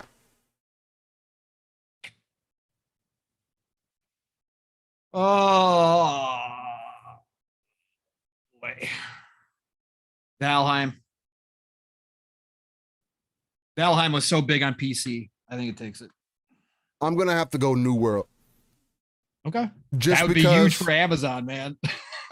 just because Amazon, first game out, able to put out a stunner and it's gotten the recognition that it's gotten as an MMO, it's hard to do. We got to give some credence to that, and people have been sticking to it, so I'm going to have to give it the New World. All right. Content creator. No, I don't even know any of them. Best debut indie. Artful Escape, Forgotten City, Kana, Sable, and Valheim. Oh boy, that's Valheim because it was so popular on PC. I'd go that route. Kana deserves it, and so does Forgotten City. Forgotten City was going to be a mod for people who don't know. That was part of the Bethesda modding community from Skyrim. Wow.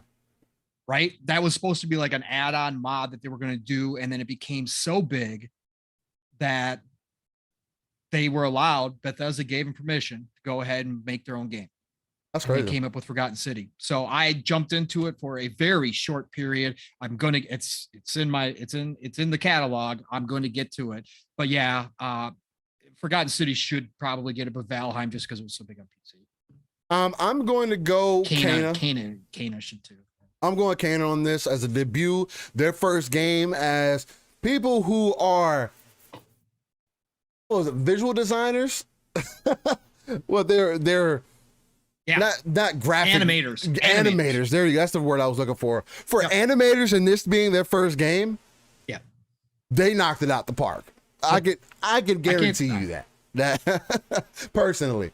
And again, that could be my bias since that is the game out of all of these that I have played. But I also feel like it deserves it personally. Most anticipated game: Elden Ring, God of War, Horizon Forbidden West. They call it the sequel to Legend of Zelda, Breath of the Wild 2, and Starfield. Oh, look. Starfield, of course, for myself, and it should be the one for everybody because God Howard's baby is coming, but it's not going to be. So it's Breath of the Wild 2 or it's Elden Ring. I think Elden Ring right now because Breath of the Wild 2 we don't even know. Everybody's assuming it's due this year, but nobody knows for sure. But I think Elden Ring just because of the hype that's behind it right now. Elden Ring's off the charts. So, but Starfield should be it. I get the hype behind God of War and I get the hype behind Horizon. Again, I feel like that's for a certain crowd. It's not Spider-Man. God of War can definitely hit up in that category. I'm giving it to Elden Ring. Yeah.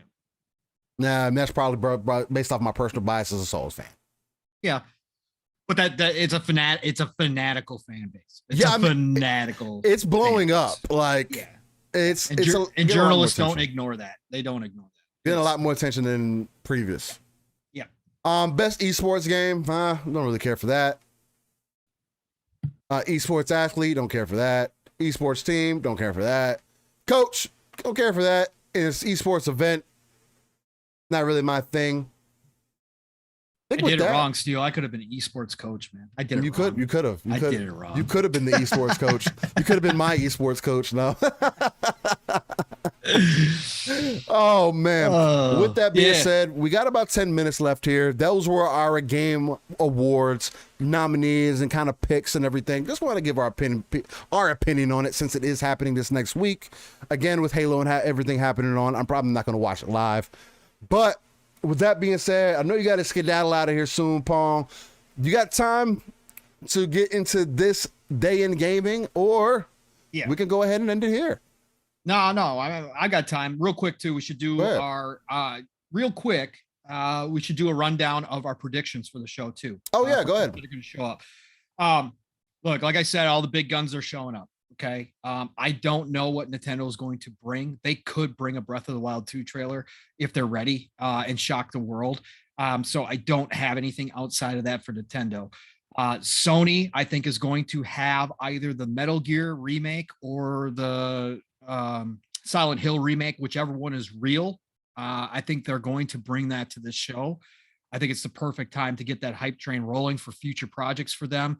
Right. They may also have an unannounced game that we aren't aware of from one of those studios they've been working with behind the scenes. I think that shows up as well. I think they start their hype train with the Game Awards. You know, I just think I think they're ready. And I think that they're not going to let this opportunity pass by with all the news that Xbox has been making. So I think they are going to show up with something big, and one of those or a couple of those there would definitely hit the right marks for the Sony fan base for sure. Let me tell you, it'll be a big deal, whatever they show there. Maybe a Spider-Man 2 glimpse. They're going to have something big there. Xbox, look, Avowed, Hellblade 2. One of those or both of those are going to be there. Okay. That's almost locked at this point. I think Hellblade 2 is the lock for sure. Avowed, I think they were ready to show something at E3, pulled last minute. So I think they do show up. I think that Xbox continues the full court press during the Game Awards. So I think people have been saying 2, maybe 3. I think they've got 4. So I think they go Hellblade 2, Avowed. I think they announced the Kojima deal. We just found out this week, Steel. Kojima Studios is on a hiring spree. They've got about 30 positions available. They are ramping up. That means something is in the production stage. Right. And I think that means the deal, my guess would be the deal with Xbox got done. And again, as we've talked about a million times, no better place to do it than with his best buddy Keelan. Okay. You do that, you grab the headlines. Whatever you feel about Kojima, just like whatever you feel about Keeley, it does not matter. It's about grabbing the news, grabbing the headlines. Kojima still has power in this industry. His name carries weight. It will blow up the internet. Right. You announce it here. And then I think you do a full court press with a Game Pass announcement or a sizzle reel of upcoming Game Pass stuff. And I think the game that they show off here is The Last Night. Now we've got this word late. Grubb brought this up. This has been rumored. The Last Night, for you, for those of you who don't know, is done by the studio Odd Tales. This is a game that has been in production for God knows how long. Okay. It's by one guy, Tim. He's got a team, but it's basically one guy, Tim Surratt. For you, those of you who don't remember, this is the cyberpunk setting 2.5D side-scrolling adventure that was showing off on Microsoft stage at E3 3 years ago now, 2018, yeah. I think was it. And internet went nuts for it. Now, Tim Surratt has had his issues. He comes out and speaks his mind on political topics about cancel culture. Right. People went after him unfairly, tried to get him canceled. As he was speaking out about that and about other things that people don't like to talk about nowadays. And so he went into hiding, and slowly but surely over the past couple of years has started to come out a little bit more, show off the game, confirm the game is still in development. It's time. Odd Tales had put up a tweet and then pulled it down that made it sound like they're going to be there at the Game Awards. So that would be a great announcement. This is the game that everybody thought, if you guys remember in E3, the little game that was shown called Replaced, when that first started up, it looked a lot like The Last Night. So we potentially could have both next year, which would be incredible because both of those games are speaking to my heart. So The Last Night would be a big drop to say that's coming in Game Pass in 2022. And I think they could have a couple other ones unannounced in there that we didn't know about either coming early 2022 to Game Pass. But I think Xbox continues the full court press on this issue. They've got the advantage. They've got the wins. They've got the mind share coming back right now. They're grabbing headlines. You continue to do it. Hellblade 2, Avowed, Kojima would kill the show. Sony will definitely have their big guns there. This could be a great, great show. That's why I say I think this year is going to be awesome. Steel, you got any predictions? My only thing is I want to see factions again. Like I was said earlier, I want to see that Spider-Man announcement to PC. Other than that, that's pretty much it. I want to just be hype. I want to see some things that I'm not expecting. Again, at this point, I got Elden Ring coming around the corner. That's kind of the next thing that I'm kind of hyped for at this moment. I'm enticed by the Halo train right now. So other than that, I'm just interested to see what can surprise me. I don't have anything that I'm looking for. I know there's a lot of different rumors out there that different people have talked about, but I just don't have any real expectations. I want to be surprised. Hopefully there can be some good surprises there, and I'm probably not going to see it anyway until after the Game Awards. So that's going to be the main thing. So with that, then, if we do have enough time, we can definitely get into this day in gaming. How you feeling? Oh, you're muted. You're muted. Oh, I said let's do it, brother. Oh, okay, Sorry. okay. I said let's do it. I just want to make sure. Time. Let's finish out the show the proper way. Let's give the people what they ask for each and every week. The Make Pong Feel Old segment. I gotta make him feel old before he leaves. No, this day in gaming segment where we go back 30 years within gaming and treat gaming as art as it should be treated. Again, sometimes you got to look back to see where you have come to recognize where you are at today. Taking that real-time strategy view, pulling yourself out of the world, and looking at those dark places, because the bigger picture is the reason why we do this. So with that being said, we're starting in 1992 on the NES with Mega Man 5 in Japan. Then into 1993, we got Super Nintendo with Lufia and the Fortress of Doom. And actually, let me bring this screen up, because I'd imagine you guys would like to see that, as I usually do for you guys. Then on PlayStation in 2001, you had Mega Man 16 or Mega Man X6. I'd imagine that's 16, except they use a normal Roman numeral and then a number.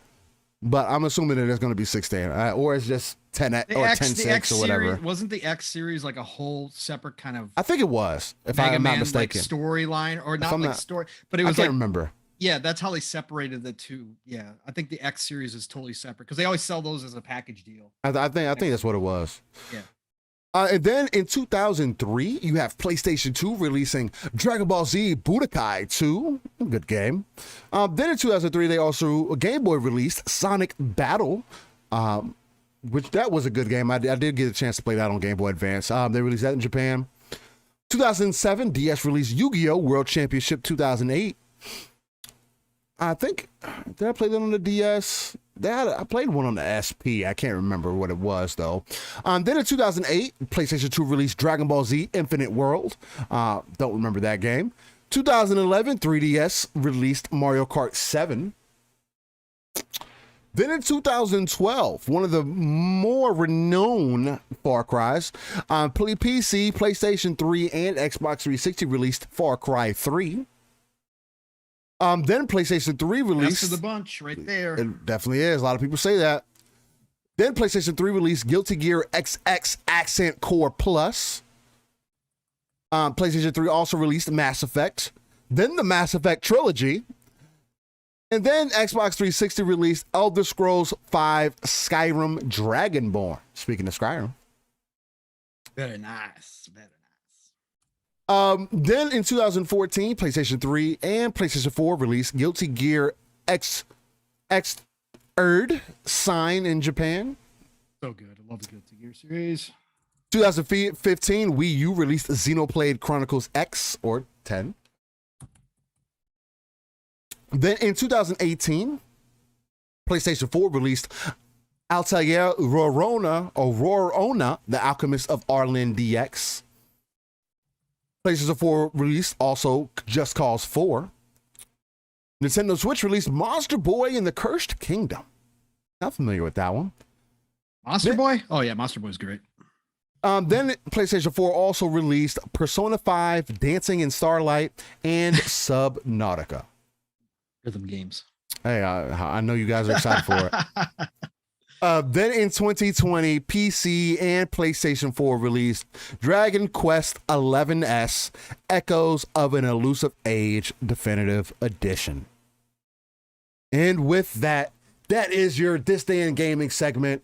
Ladies and gentlemen, I want to thank you all for being here, tuned in with us every 9 a.m. Central, 10 a.m. Eastern, 3 p.m. UK time with the Living Splitscreen guys, where we keep it live, raw, uncut, authentic, organic, and giving you that energy you need to get into your weekend. With that being said, I have a couple more announcements as we get Pong to come back, and I also close out myself. There were some winners for the custom controller for us getting over 400 subs. At this point, we've had people not kind of answer to the competition and everything. So to everybody listening, tell a buddy, tell a friend, you know somebody that needs a controller, or if you know somebody that's looking to get $75 worth of Xbox gift cards.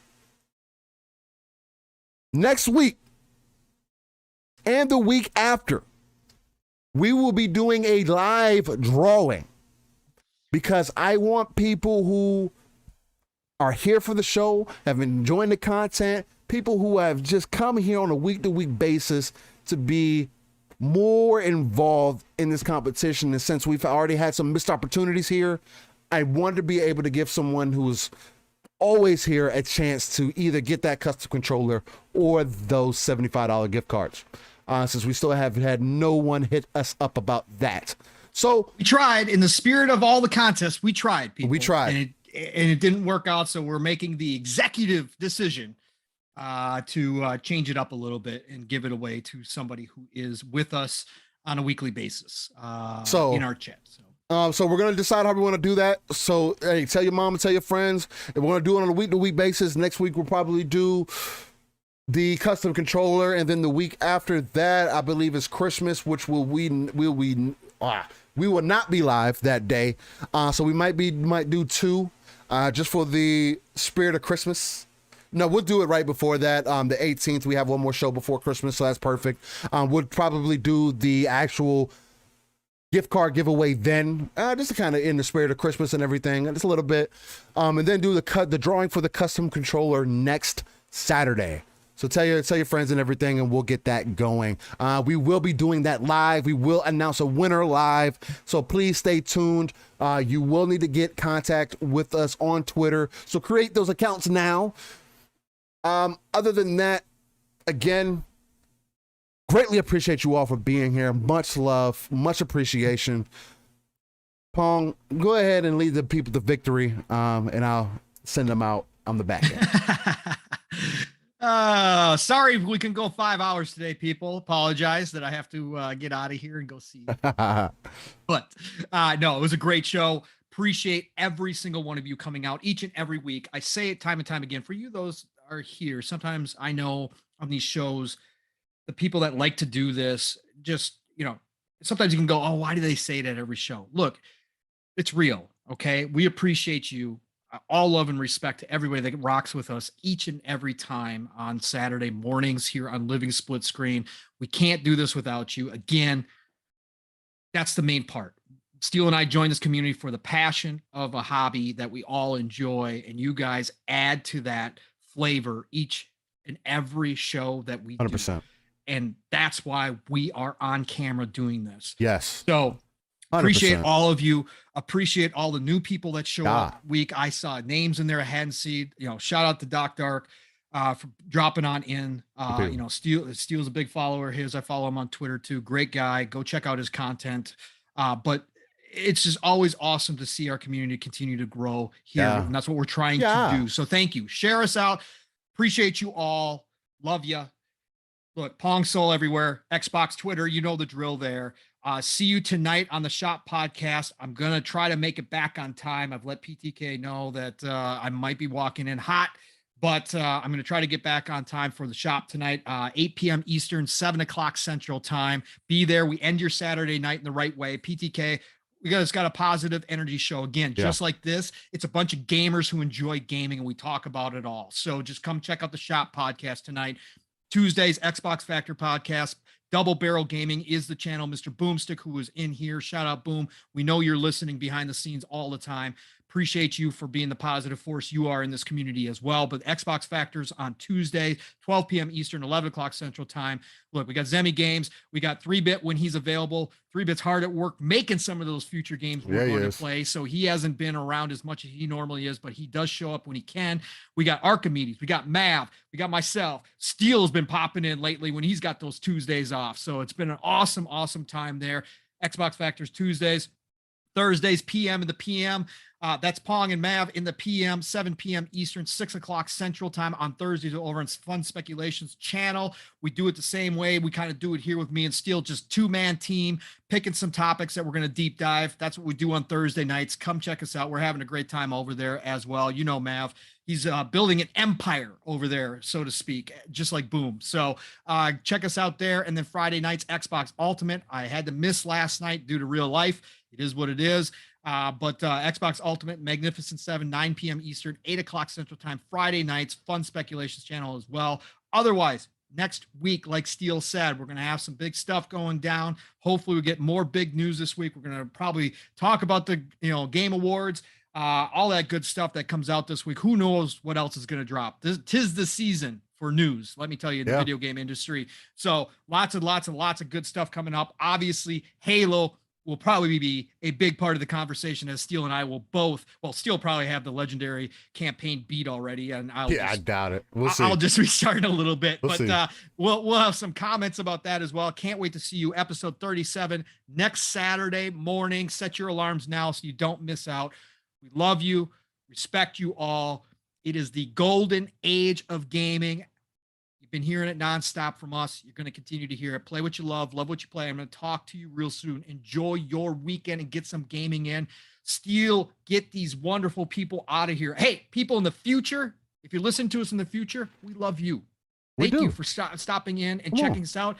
And if you didn't notice, we're new and improved on all those services with timestamps. We are 100%. So we added timestamps, so you don't have to listen through 4 hours. But we love you anyways. Thank you all for checking us out. Steel, get us out of here. 100%, man. And hopefully one day, hey, you guys can support me. I'll make more. We'll put out even more content. Steel and I will be on 24/7. No, hey, not 100%, 24/7. hey. But we will do a 4, 5, 6 hour show each day, just like the old radio shows. Steel and I'll do it, man. Hey, hey, if there's at some point I can spend 8 hours just breaking down our content, because I would love to do that, break our videos down into clips, and everything else. I just don't have the time for it. So that's why we love doing these live shows. That's why we always keep them recorded and everything. Look, you can find me, Steel Rain, everywhere. The T is a 7. If it has a search bar, type it in. You will find me. I found some interesting things. I didn't know Google had as much information as it did as far as like your gamer tag. I feel like that's also why it's important to like kind of streamline everything, because if you literally type in I Steel Rain, replace the T with a 7, you'll literally find me on all the social platforms that you can find: Instagram, Twitter, Xbox, PlayStation, Steam, whatever it may be. Hit me up in the DMs. Let's talk games. I'm heavy on Halo, man. It's probably when I'm going to be into the most of the day if I don't end up taking a nap at some point. Again, running off about an hour of sleep. But I'm definitely going to get some pizza time in here, though. But with that being said, also I'm going to be live with Spooky Sprocket tonight. That is December 4th. Going about, I think that's 9 p.m. Central that we'll be going live. That's right, tonight you're going live. He's going to be interviewing me, man. It's going to be an interesting experience. It's going to be interesting, man. I think it's going to be my first interview that I'm doing. And I'm also doing one with Stubbs Gaming. Shout out to him. Yeah, I love Stubbs. Stubbsy. Doing that on Thursday. It's going to be the day after.